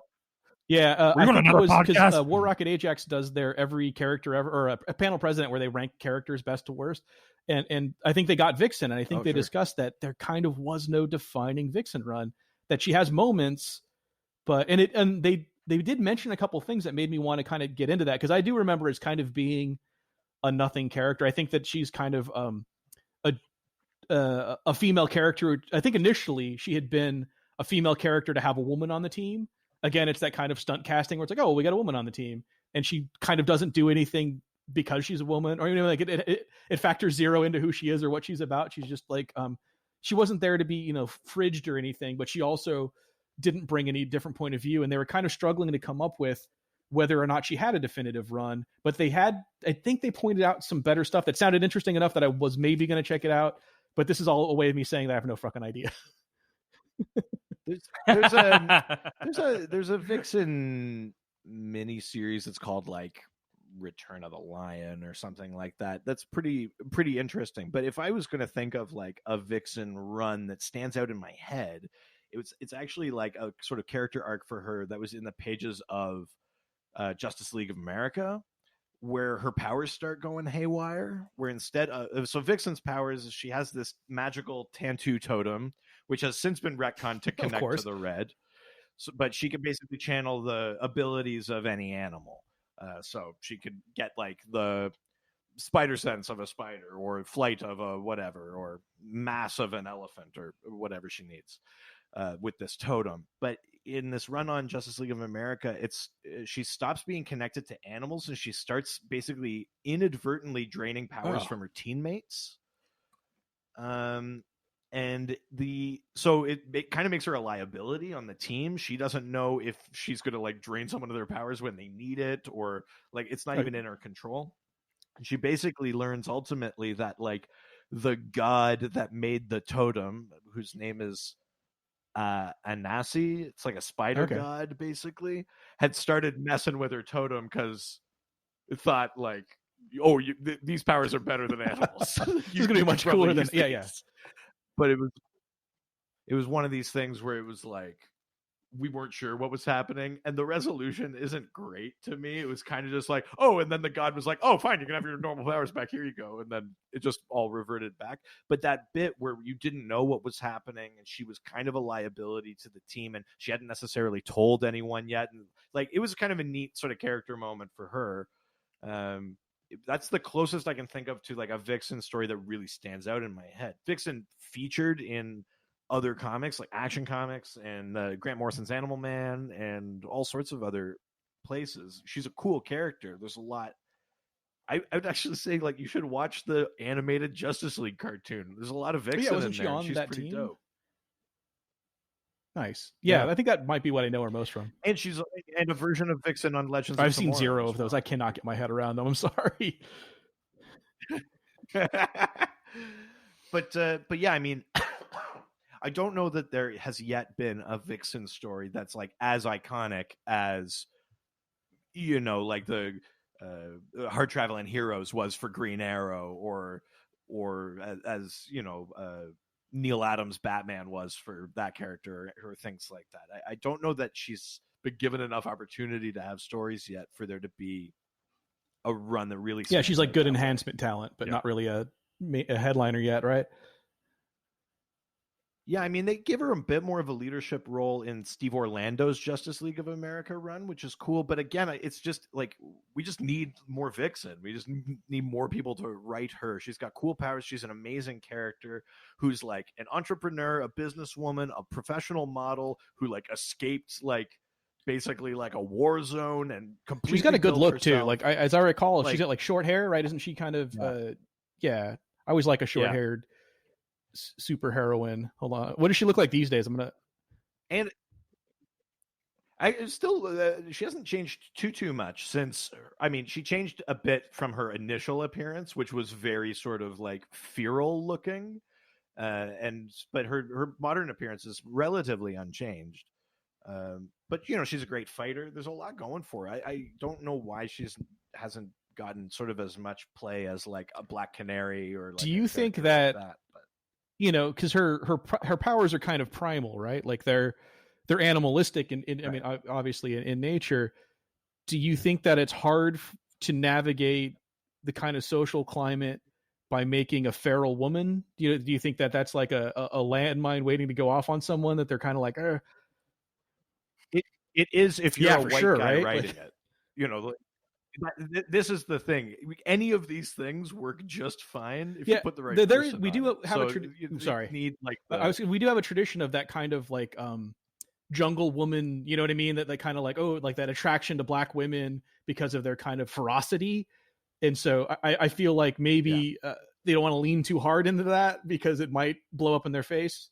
But I mean, I think maybe a way around that, and this is an established thing with Vixen, is that sometimes when she's channeling the animal power, she also inadvertently channels some of the animal behaviors. So sometimes if it's an animal that has sort of like a ferocity or whatever, she kind of is more ferocious. But you could do that in every facet. If there's an animal that's more timid, you could see, you know, like you can do it by just saying it just works in every direction. Just it's not the ferocity, the jungle woman trope. I'd love to like that, you know, like I'd love to see like a Fool Richardson take on Vixen.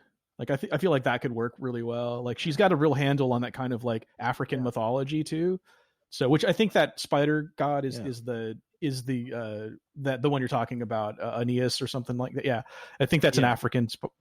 Well, and this is the other thing. DC has some sort of has a bunch of pantheons in there. You know, we know the Greek ones are in there from Wonder Woman. We know, like we've seen other ones. We talked about the Celtic god that showed up in that Liam Sharp's Batman and Wonder Woman, where they go to Tir na Nog. We know that like Aztec gods like Quetzalcoatl and Tezcatlipoca are in there. Like it's just cool to explore more and more of those pantheons, even just from like the perspective of like I just don't know very much about African gods.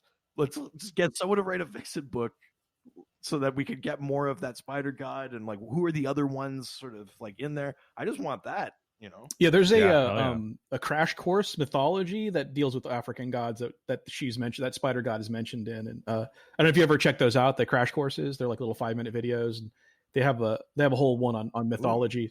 Yeah, check them out. There's a whole series of I want to say like maybe 30 videos that are all 5 minutes long. Crash Course mythology, check it out. They also have a Crash Course. Start seeing like the of lore, like suddenly I have like all the geometric shapes in my brain and like numbers. I'm like 30 minutes, 30 episodes, 5 minutes. Yeah. I just put them on while I work, to be honest with you. They're on in the background while I'm drawing stuff. That's true. That's completely true. All right, let's go to the next question from Talking Superman, who asks, what exactly are the powers of animal, vegetable, mineral man, and what's his origin? Ooh, this is all you, Doc. Yeah, I'm out. You know animal, vegetable, mineral. Well, that's right, Doom Patrol. Doom Patrol. He's a Doom Patrol villain from back like the original Doom Patrol era, like Arnold Drake kind of days at DC. But he's very, very strange. He basically a sort of science experiment, quote unquote, goes wrong and gives him the ability to morph his body into any animal, any vegetable, or any mineral. And he could do it like different parts of his body can do different things at the same time. Yeah, we did a bit of a different take on Doom Patrol, but Doom Patrol is slightly different in that he's totally unwitting and an accident makes him that way. In the comics, it's not really an accident. He actually does it to himself because he's seeking revenge on the chief. Because everyone is Chief, not a good dude. Chief, turns out. because the chief is Yeah. a dirtbag. But his usual look, like his sort of default position, is that he has half of his face is a T-Rex head, and part of the body. One arm is like celery or like a tree. The opposite leg is like a tree or something, and then the other arm and leg are like diamond. Because he could do any animal. Any vegetable, can he do isotopes? Can he do like Einsteinium and those things that don't really exist for more than a few moments? Like, could he become unobtainium if he wanted to? No, I don't think so, because those are just like elements. I think he actually has to be some form. So he could of, be like, uranium. mineral. Like he couldn't just if he wanted to.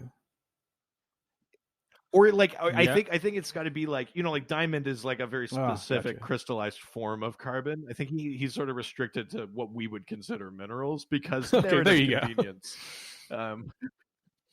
I'm sure if you're a writer and you're taking on Animal, Vegetable, Mineral Man, you can find a way to navigate his powers to give him a uranium arm. I feel like you're a writer and you're taking on Animal, Vegetable, Mineral Man. Your last name is Morrison and you get to do whatever you want anyway.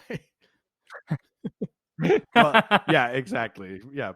Animal, Vegetable, Mineral Man will step out of the panel exactly. and the mineral we're talking about is time. What's funny about this, though, is that of all of the animal characters that they've eventually tied back to the Red, which has sort of become this catch-all, Animal Man used to have the morphogenetic field. All of these things have just been basically turned into the Red over time. Animal, Vegetable, Mineral Man is one that I don't think they've ever done that with, where it's like, is he caught between the red and the green and some other like rock kind of, you know what I mean? Like the rock, yeah. Welcome to the rock. Is he caught between those things? Like Black Orchid is both the red and the green, or does he just have powers that aren't connected to those things?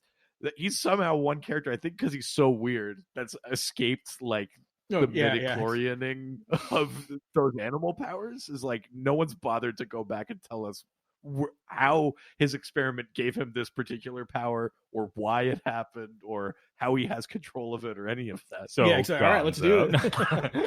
That might be a little strange.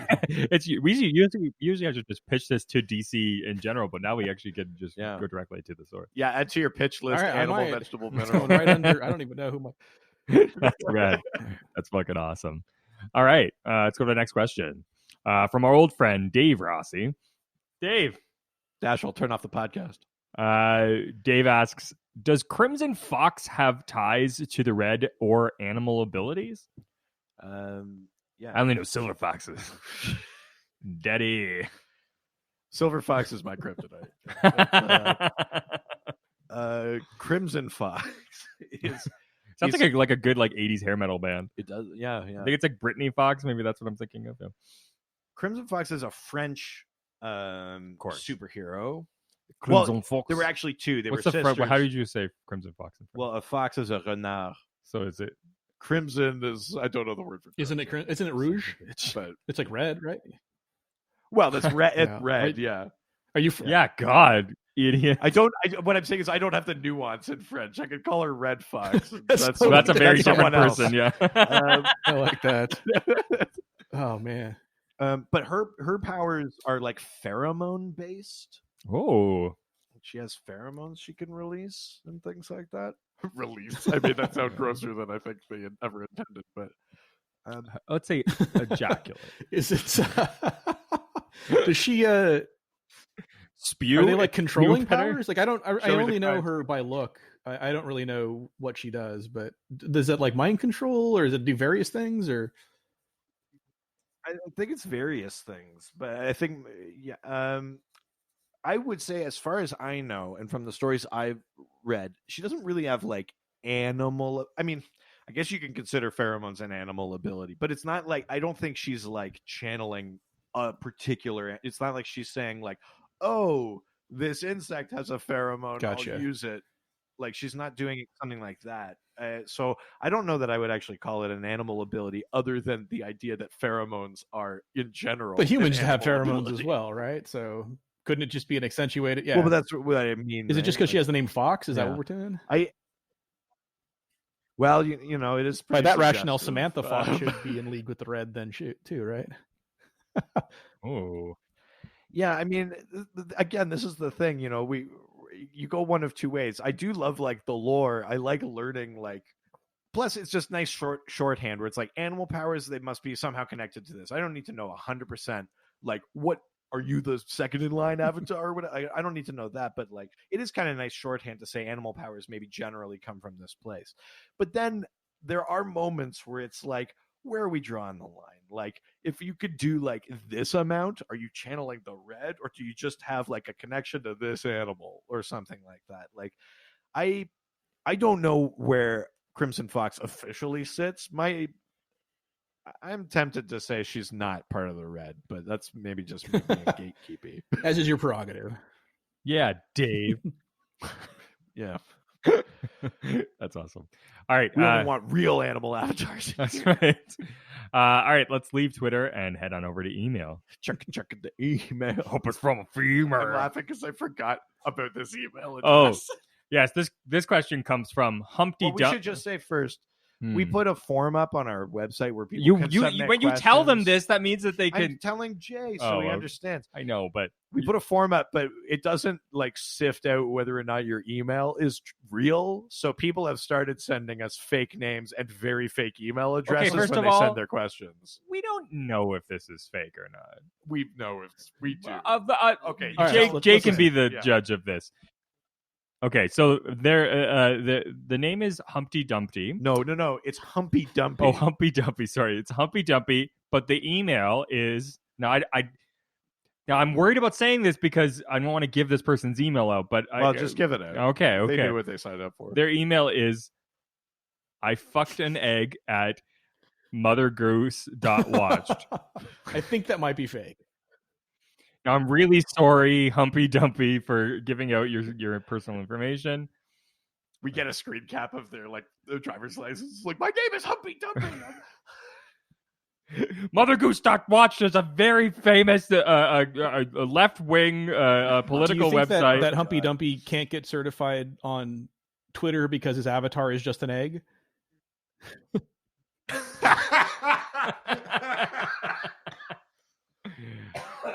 Kudos, my friend. Well played. Well played. Let's find out what Humpy Dumpy has to Let's do it. ask for. Humpy Dumpy asks, can we give some love to the white god of Kilimanjaro and also his less racist follow-up? Well, Yeah, I think this has all been covered. let's start. It's like you're not handicapped, you're differently racist. So Buona Beast, the original one, Mike Maxwell, white What guy. a name. Yeah, I know it's such like a Max Power. yeah. Just strap in and feel the G. Yeah, his plane crashes in the mountains On Mount Kilimanjaro, and, right? and he drinks.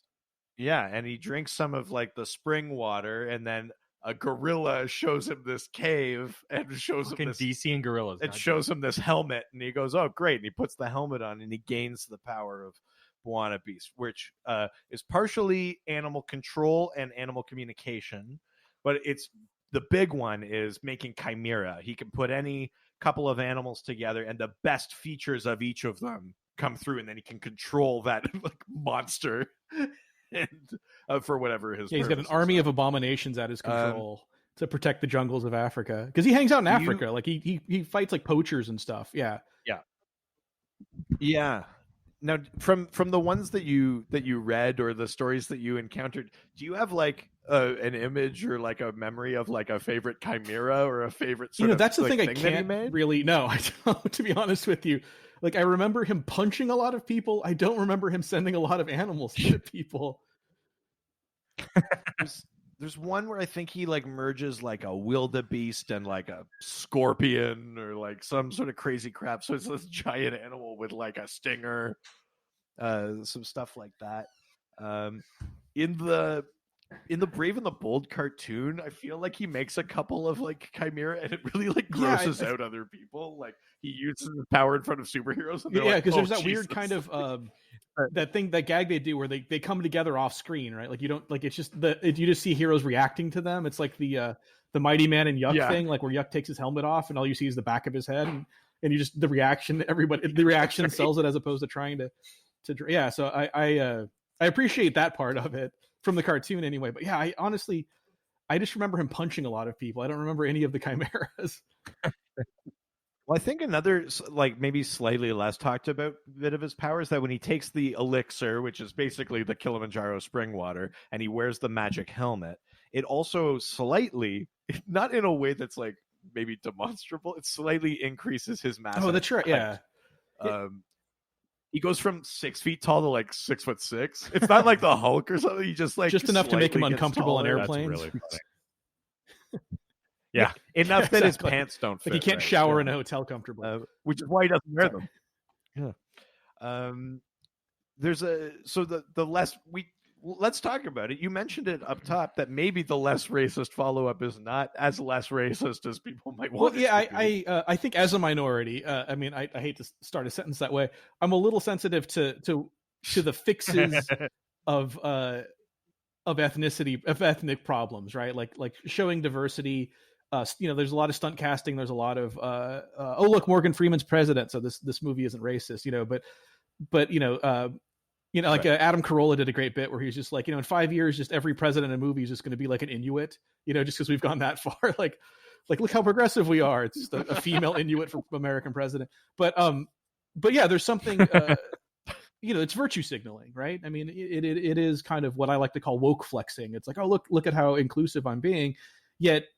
I don't know that it does anything other than kind of brown wash or black wash the what was there. I mean, what was created to begin with. So I think sometimes backing it in the other, just swapping out races doesn't fix the problem, but somehow highlights and makes them better. Especially I think or makes them worse, I should say. Especially because they think they're doing the right thing. Right. Well, let's maybe examine that a little bit. So in the context of Grant Morrison's Animal Man run, Bwana Beast, Mike Maxwell decides he's going to give up being Bwana Beast. He hands this off to Dominic, I can't pronounce his last name, Bindawe or something like that. And he becomes the Freedom Beast. What would you, not that there's one answer to this, but would you say there's maybe like a different suggestion you would have to addressing the fact that Bwana Beast was like an objectively like problematic racist character without maybe, as you say, like doing it in this sort of patronizing kind of I think that I think I would have changed the costume more substantially from what he was wearing, because Bwana Beast doesn't wear a whole lot of clothes, and they draw this black man that is now him super ripped, and there's a weird dehumanization in the fetishization of the black body in America that isn't being serviced by this now super ripped, mostly naked black man, which is kind of a little more, let's say, primitive in its appearance. So now this black, it's a black hero, but he looks like a straight up jungle hero. You know what I mean?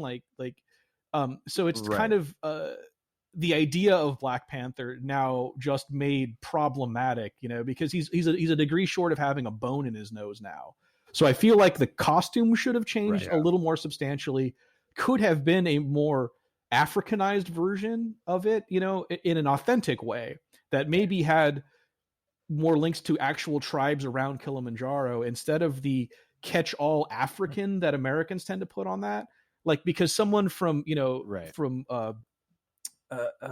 Ethiopia is vastly different than someone from South Africa or Rhodesia or someplace like that, or so there. I mean, let's just give it a name and a place and be specific in it, and then in its specificity it gains a universality because it has traditions tied to one pantheon of African gods or something a little more ethnic, instead of just making him broadly African from a continent that is bigger than all of the Western Hemisphere landmass put together. So it's that in and of itself was very kind of problematic. So I feel like they could have done that. They could have covered him up a little more, maybe given him a little bit of, I mean, he's a ruler, right? Like there's a certain amount of monarchy that comes with that title, right? Like he rules over the animals. So let's make it a little more regal in an African way and not in like a European way, like no crowns or what have you, but maybe some regalness that comes from African traditions, like sashes or what have you. And then, you know, steep his history in a specific place and research that shit. I mean, like, it's get on the internet, man. Like, figure out what or find people from there, bring in a consultant, talk to these people. So, you know, it's like that kind of broadly native that a lot of Native American and a lot of, like, you know, Indian characters and American stuff be like, oh, he's just Indian, you know, as opposed to how, you know, Apache versus, you know, versus Navajo or Yaqui or something like that. Like, you know, just be like, don't be Indian, be Yaqui. Don't be Hispanic or Latino, be, you know, Colombian. You know, like let's not, you know, I think there's that, right? Like, we just have these vaguely ethnic characters that are like, oh, they're Asian. You know, like you know, you get that kind of like right. Unless it's Marvel, well, then you get those kind of broadly Asian people who are like, you know, you get Korean people playing Chinese people or Korean people playing Japanese, and it's that fix that makes the problem worse. Like, oh, we're all interchangeable. Chinese, Japanese, whatever. Just he's Asian, right? Get him in there. So I feel like that's what they did with Wannabeast. And I feel like those two could have been fixes right there. Like, let's make him more regal. Let's tie it to a thing. Let's cover him up a little bit. And, or just hire Tilda Swinton. I mean, they did slightly change the costume for the sort of New 52 era Freedom Beast, but it's not, it doesn't go to at least from the way I read it, it doesn't go to the point where it's maybe like African inspired costuming. It just looks very superhero-y. It's got like a sort of kind of tan orangey kind of jacket and stuff like that, so he's got more on, and like pants and stuff, and the helmet, but it still looks like more like a Western European or North American sort of superhero too. Yeah, I haven't seen that version. I haven't seen the New 52 version. The only one I saw was when Morrison, when it got handed off to Freedom Beast, and it is just, man, I mean, I hate to say it, but Mike Maxwell basically hands him his own loincloth, and then he puts it on, and it has a very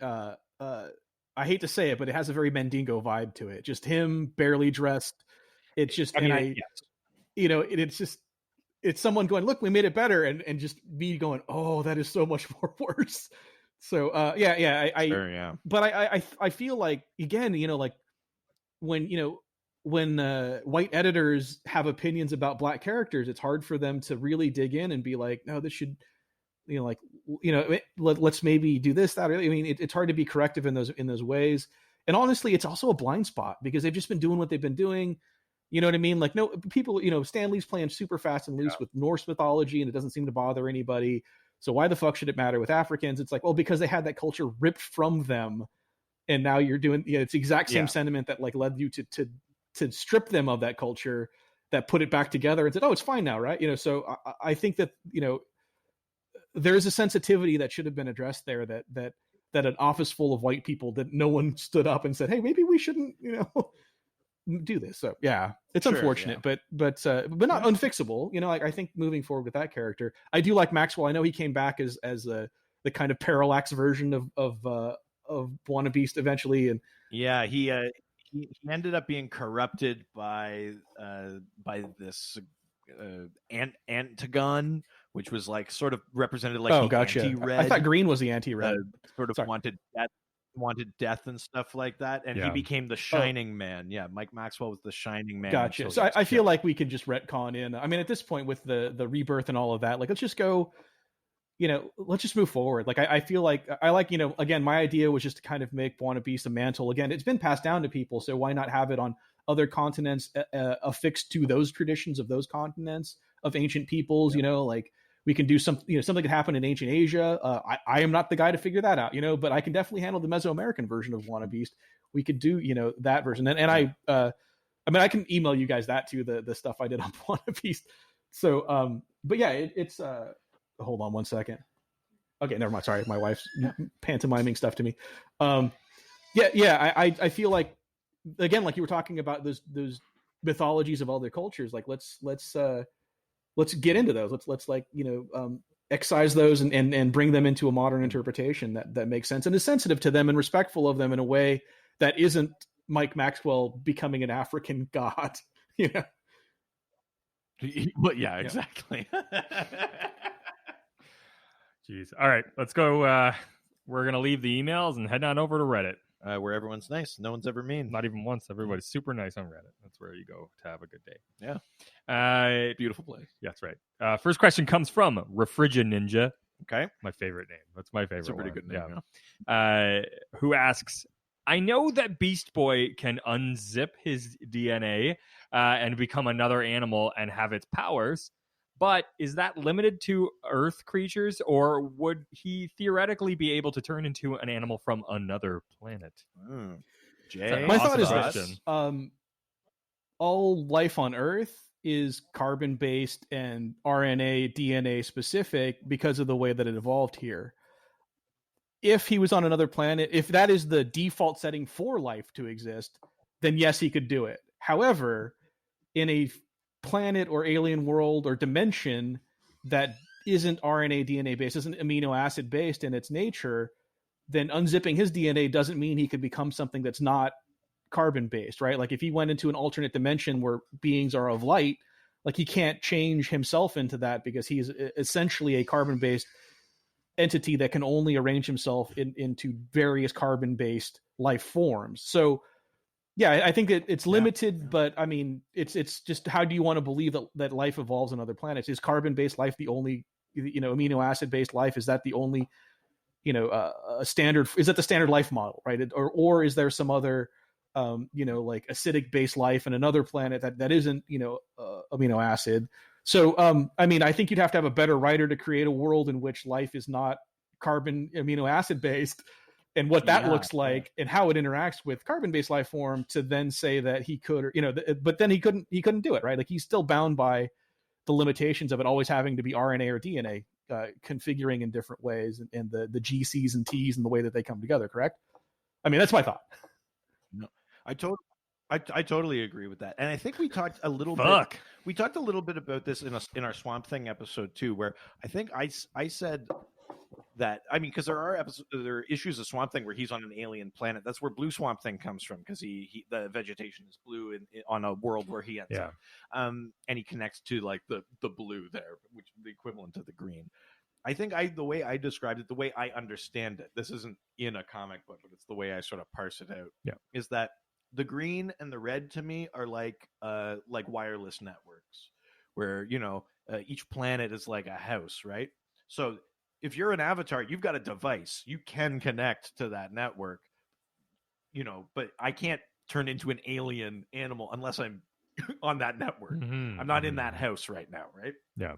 If I'm in that house, I can do it, but just from Earth, I can't be like reach all the way out to, Tamaran or whatever and turn into one of their creatures. Mm-hmm. So I think I think it works that way for Swamp Thing. To me, since Beast Boy is now tied to the red, I think it would work the same for him, where even so, like, including what Jay said about DNA and RNA, I don't think he could turn into an alien animal unless he was in proximity to that web of life. You know what I mean? Yeah. Yeah. I mean, fuck, that makes sense. Yeah. Sort of that's how I read it, at least, to keep my brain from exploding. Yeah. All right. Well, that answers that question. Next question comes from GCPD Officer 5562. Which rolls off the tongue. He doesn't even have a name. He's not long for this world. No. Yeah, I was going to say R.I.P. He's 2 weeks from retirement. Yeah. Finally going to take the old lady on that trip we always talked about. Let me just take this stroll through Crime Alley first. GCPD Officer 5562 asks, Vixen can channel the power of any animal. She gives you a one-night pass to choose which animal she channels during special time. Oh, Jesus. Oh, God, this is not good. What animal do you choose? So this is what animal would you fuck? Oh. Yeah, I mean, this is Or- what animal. Yeah. would we fuck. yeah. Now Vixen doesn't actually Oh, turn no, into another animal. She just channels their abilities. Gotcha. Oh, okay. That makes things a little bit better. She would remain human, but she could, I don't know, whatever. She would gain some sort of ability. I'm gonna go right out there and say praying mantis, so she can kill me afterwards. God damn it! You took my answer. Let's end on a high. Oh, I can't get any better than that. I mean, I could say Black Widow so that she can then impregnate me and then eat me after. Wow, you really want to have like a journey? Yeah. I don't know, seahorse. Just so I can carry. Oh, then you see, Yeah, he so I also can wants to carry be the baby. pregnant. Yes. That's very yeah. You know, other options in there is like, I don't know, like the strength and grip of a boa constrictor. Use your imagination. Oh yeah. You know, like this. Yeah. I think depending on what you're into, Vixen has a lot to offer. But yeah, I think I just want to go out on a high note. So, I mean, in that case, if she could fly, it could really end on a high note. oh yeah, Yeah. very nice. I just need to point out that my wife can't hear your end of the conversation, and she just hears me say, "So this is what animal would you fuck?" Just out loud, with no context. Yeah, I don't know why Jay just suddenly said that, but he really that was really the antithesis for this entire conversation. Man, what a bad Yeah. podcast. She's he like, was "What the on." hell?" Yeah, are you talking-" God. Yeah. I'm not going to explain it to her. I'm going to let her guess. He said it out of the blue. I don't know. Unprompted. I'm sure it's fine. All right, let's go with the next question. Last question. Well, last text question, I guess. It comes from Chan CCK 180. I love these. Just rolls off the tongue. Oh, it's just beautiful. Who asks, what are the difficulties with being the artist on a series with heavy animal themes? Are there certain styles that are more amenable to a series with many animals, i.e., a Jack Kirby style versus a Jim Lee style? Yeah. So I mean, I know. As an artist, if you're taking on something like your Buwanabe's pitch or something like that, what is it specifically that you would look to tackle to really highlight like the animal side of the story? Let's see. I know a lot of artists have issue with this. I had one of the scenes in the La Voz de Mayo, the one I did for Top Cow, was happens at a racetrack. So it's crowds of people and horses, which are two things that most artists don't want to draw. I actually have. I was more shy about the crowd of people than I was the horses. I think the big problem is that a lot of artists anthropomorphize animals. Like you see animal faces that tend to look more like people faces, because we spend a lot of our time drawing people. They try to make like elbows and knees work in the same way that people do. And you just have to study the anatomy of them. I have no real issue with animals. I like, I don't know. I like drawing horses a lot. I like drawing them. Like I did some Black Knight pinup stuff a while ago. And I just love drawing like big, chunky, like Clydesdale almost horses. The musculature of a horse is great. Yeah. I think that I like drawing big cats too. Like I put jaguars in a lot of stuff when I can. Like I was talking about the Buwanabe's pitch was going to involve jaguars. And I think that stylizing, I like stylizing them. I don't like, I think that when you draw animals that look like exactly like animals, they just don't look quite like you remember them. Right. So I have more of that Kirby approach where, like, have you ever seen James Jean draw a tiger? Like he has some tigers in some of his artwork. And they look like their heads almost look like snake heads. Like they're just hinged and their mouths are wide open. And their like noses are very like swoop back against their face. It's very streamlined. And it looks more like a tiger than if you drew a tiger and all the hairs involved. And I'm all about abbreviating forms instead of reflecting them. And so I like taking animals because they're interesting, right? Because, with people, you can exaggerate eyes. Like there's only so much you can do with people before they start to look like animals. With animals, you can really push that. With gorillas, you can just draw those huge fucking forearms that just look like teardrops coming off of their shoulders, right? Where their giant hands hit the ground and they're up on their knuckles. And that just looks cool in a way that you can't do with a person. So I think as long as you're willing to exaggerate and kind of caricaturize them, I think they can be all kinds of fun. I love drawing birds, like I tattoo, so I do a lot of like eagles and falcons and shit like that. I like doing interesting ways to like denote the texture on them. like furs, feathers, scales, all of that stuff is like so much more interesting than like folded clothes and stuff, because they are the contours of their bodies. So yeah, man, I think as long as I can be like operate in that kind of Kirby space that I always work in, I feel, or that kind of UPA style too, like that real flat kind of 2-dimensional stuff that I do. Yeah. Like as long as it's iconography, I can have a field day. If someone told me to like, oh hey, Jim Lee forgot to draw like some horses in this Batman comic, I'd be like, fuck you, because I'm not drawing a Jim Lee horse that has the same kind of ab structure as Batman. You know what I mean? Like where you can see his abs through his clothing for some fucking reason. Yeah, I those people who basically draw tinted naked people as their superheroes, like I can't apply that kind of approach. Like I don't apply it in the way I draw people, let alone like I love drawing clothes on people, you know. I have so little patience for artists who can't draw a man in a suit. They don't know how fucking lapels work, you know, like it just irritates the hell out of me. So but they can draw like a naked person, like they know every ab and trap and like all those, you know, all those weird little side muscles, and you know, I've come to the conclusion that superhero outfits are always wet. And that's why you can see all of them, that they're just like, they always, because they have to get out to save the day, they never get a chance to put them in the dryer. Yeah. That they're just constantly sopping wet. Batman has no like a third of the year. I mean, there's a few times I've seen Batman that I was sopping wet. Well, they're like wrestlers. They spray themselves down before they go out to look more intimidating, you know, like every Superman is exactly. Reigns' hair. I love those guys backstage spraying their hair, because I do a lot, like go figure, I do a lot of wrestling stuff, so I've been backstage, and yeah, those guys before they go out just spray bottle in the hair before they walk out there, so it's wet and just like, all right. I mean, like it does look cool when you're moving, when you get kicked in the face and that water goes flying up. Yeah. But yeah, man, like I would say.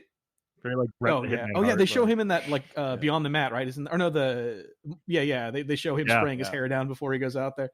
Oh fuck, God, that guy. But anyway, yeah. So I would say that like more iconographic, more interpretive kind of animals are always better than Alex Ross drawing, you know, Crypto. Like it just, you know, it looks quaint. It looks, you know. But then again, I feel the same way about superheroes. Like that kind of fidelity to reality is boring. It's just bad cosplay at some point. It never really, you know, does it for me. Right. Hope that answered the question. Yeah, absolutely. No, it does for sure. Yeah. All right, I'm gonna try to do this from my phone so that you can hear it too. But we got a voicemail that was sent in, so I'm gonna see if I can play it through here. Riveting. Hello, folks of the Dr. DC podcast. Producer Richard, Doctor, and in my opinion, more importantly, Jay Gonzo. I have a question that hopefully you guys can answer. What part of mystical creatures or mystical animals, what role do they have in connection to the red? Do you know if any characters that have connection to the red really have any I guess dominion or being able to, I don't know, I guess have control over it? Do they have any kind of relationship with each other, whether it be something like the Chupacabra or Gryffindors? What do you think? Thanks for taking the call. Y'all enjoy. Bye. Yeah, I heard it. This is like the I always found that the magic stuff in DC is its own thing, right? Like that's like why Shazam and Dr. Fate and all of them had to hang out on the moon during New Frontier, right? Like they're just, this isn't us, right? Like this, you know.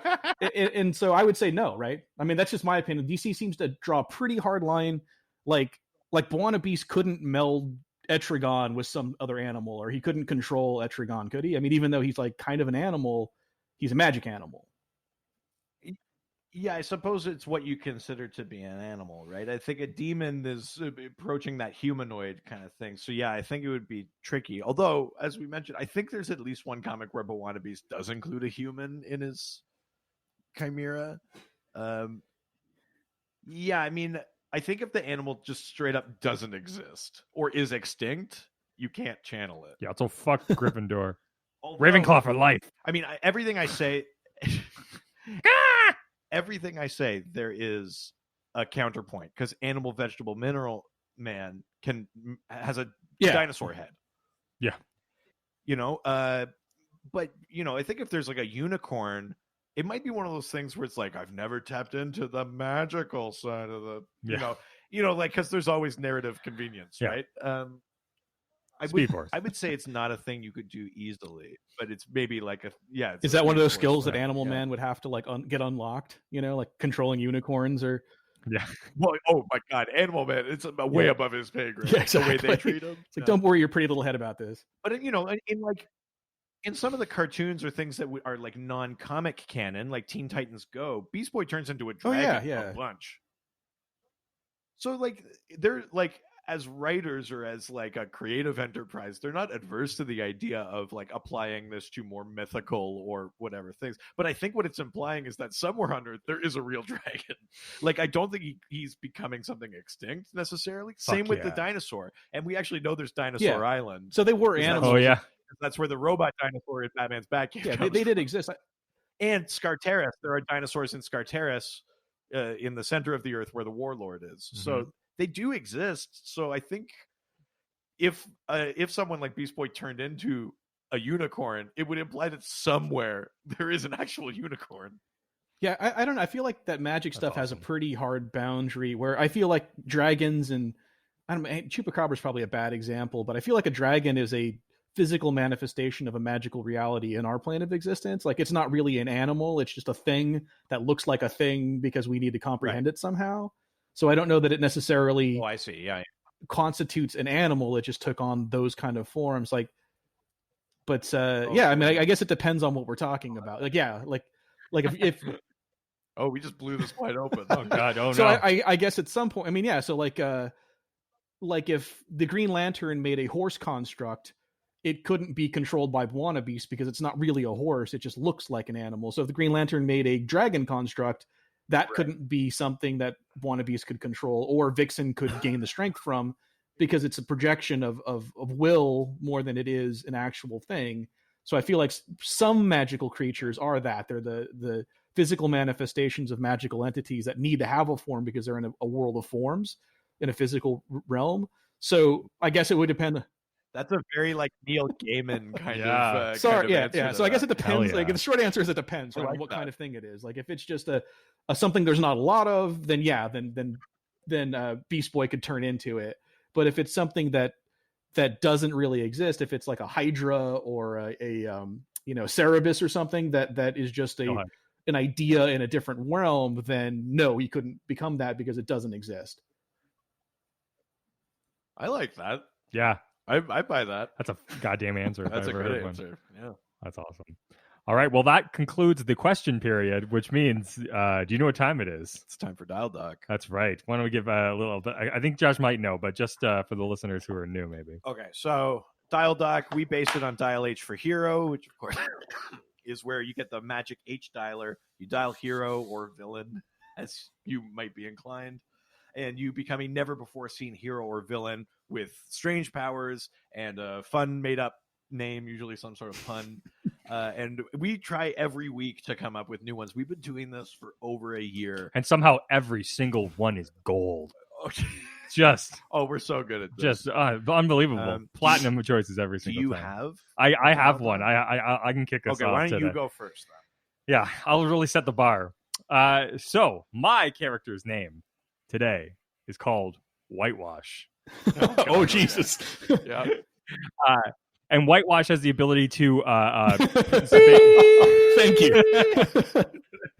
has the ability to basically put out a wave of basically like 100 feet, and then everything within that, including like objects and people, it basically removes any semblance of non white British culture from it. So basically, that's all that you're left with. So it's so let's say you're on like a Caribbean island. The trees would become like oak trees, because but also like it basically, if in any part of your like family's lineage it isn't just white British culture, then you just disappear for a small period of time. Oh Jesus. But then like if you have weapons that like maybe have been created from another culture, trying to make like a fun character based on white supremacy.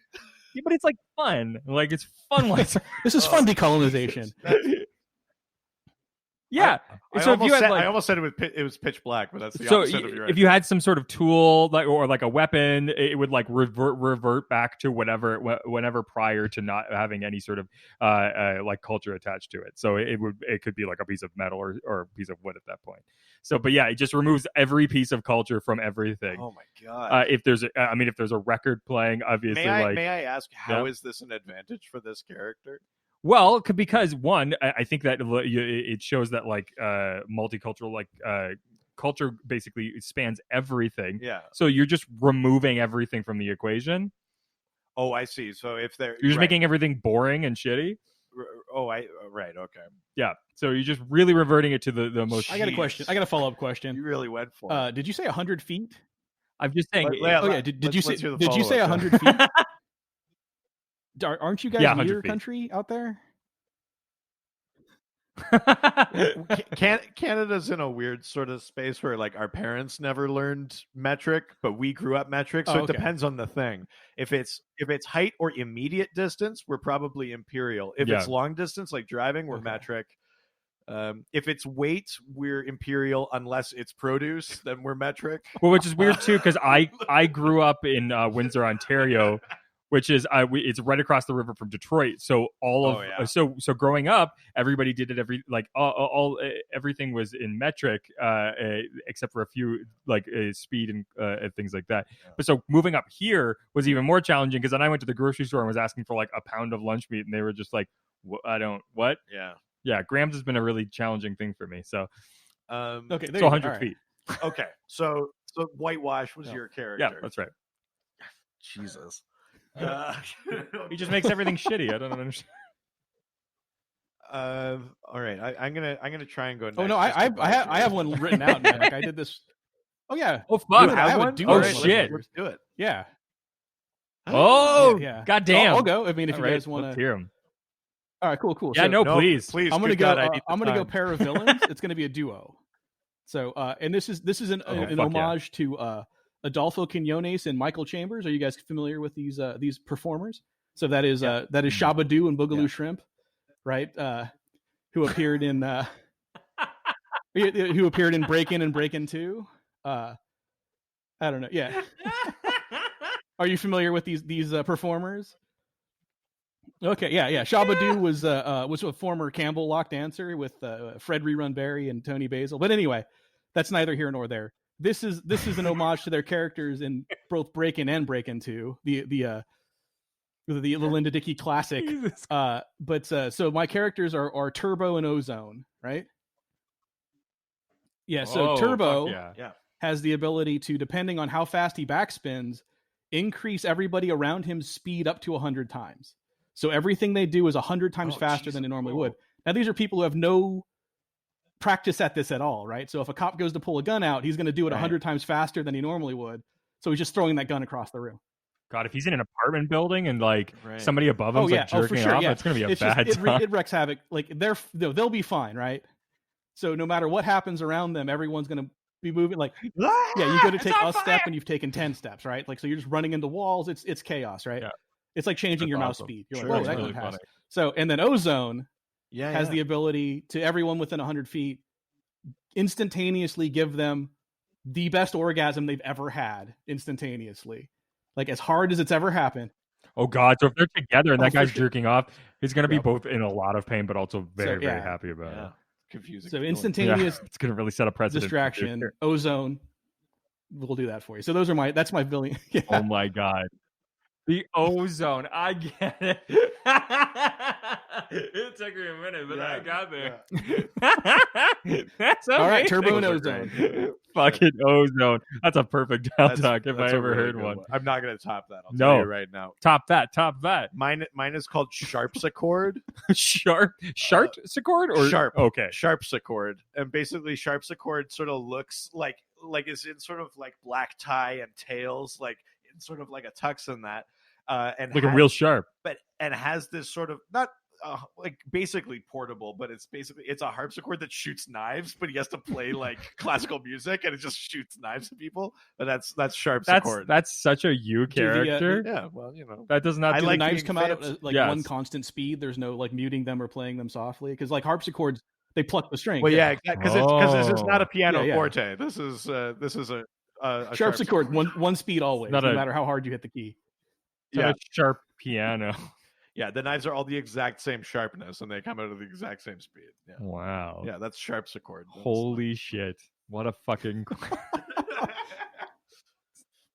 fucking Turbo and Ozo. That's awesome. Well, we would love to hear what type of characters you residents can come up with. So obviously use the hashtag DialDog and send us your characters that you can come up with. And of course, reach out to us on our various social media platforms, such as our Facebook, Dr. DC Podcast, our Twitter, at Dr. DC, our Instagram, Dr. DC Podcast, our email, drdcpodcast@gmail.com, our Reddit, r/Dr_DC. of course, and the doc phone is now open. 208-917-3238. That's 208-917-DCEU. But before we go, I want to hear where people can buy your comics, where people can find you online, where all your you can places. buy my comics at Mr. J. castleandkeypublications.com.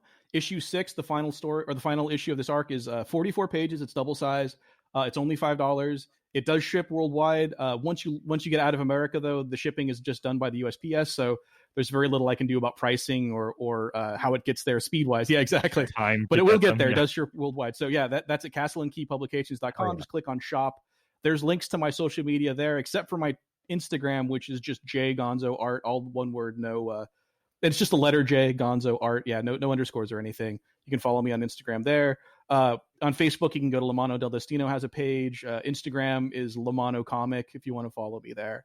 And I'm pretty good about keeping everyone up to date about stuff. But now that issue 6 is getting printed, there's very little for people to harass me about. So, yeah. And then if you want to see, well, come on, we're in an age of consuming and then immediately wanting the next thing. So yeah, if you want to we're see some of my dumb, I think some of my Sunfire comic stuff is up, and a few other of these pitch ideas. You can go to jgonzodesigns.com, and that has my graphic design shit and stuff like that. You can see the real boring corporate stuff that I've done. But that's it. I would say also you're a great Instagram follow, but one, being able to see the sort of EPA style comic book characters is probably the highlight of my week, being able to catch those, but also just all the rad art and shit that you put up. And I also like when you just make logos for people who didn't ask you to, just because I'm lighting a candle and not cursing the darkness. So yeah, I always really enjoy that. I like when you just go, why did you have to make this crappy? This is how it could have been good. That's some of my favorite things. Now that the book is done, I'm going to start a design blog where I do just kind of take on stuff like that I can get expand a little more on, and my thought process and have you. Again, just to kind of light a candle and not curse the darkness. I feel you're a designer. Nowadays, the way that design happens is so varied and complicated in the distribution method that all the kids are learning how to do is deal with that, with how you're getting your messages out. So you're learning how to manage the distribution of your message and not necessarily how to craft what you're putting into that message. And so the short of that is everybody is just learning how to do shit and not why they do anything. And so I kind of want to take my, I take my 25 years of experience and just kind of break down shit that I see that's good, but shit that I see that's bad a lot of the time, where I just these kind of trips at the finish line that I see, especially in these huge companies that are doing this huge media buy. And I'm these people are investing in TV commercials, and that's what they did. And you just know that their media outlet threw into the design work for free. They buy an outdoor board and they're oh, well, we'll just design it for you too. And everything's in impact instead of, some better font. So I like kind of dissecting that, but I'm over the next year or so, I'm going to update J Gonzo Designs, and it's going to be a little more blogish, and it's going to have a lot more kind of design focused. Those things I did for the city of Cypress or Melrose District or things like that, where I'm just look, these are things that exist in a modern world too. A lot of places don't think past what's going to be on their business card. You're well, that's great, but how does it work in signage, and how does it work as a square social media icon and those sorts of things? And how does it work with one color? How does it work? Exactly. That's what I always say. What happens when you sponsor a little league team? How does that look on the back of a 10K race?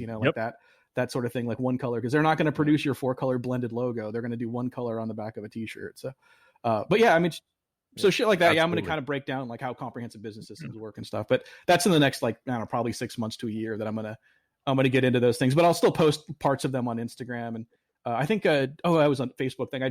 I got reminded of the Coyotes rebrand that I almost got to do for the NHL team that we had here.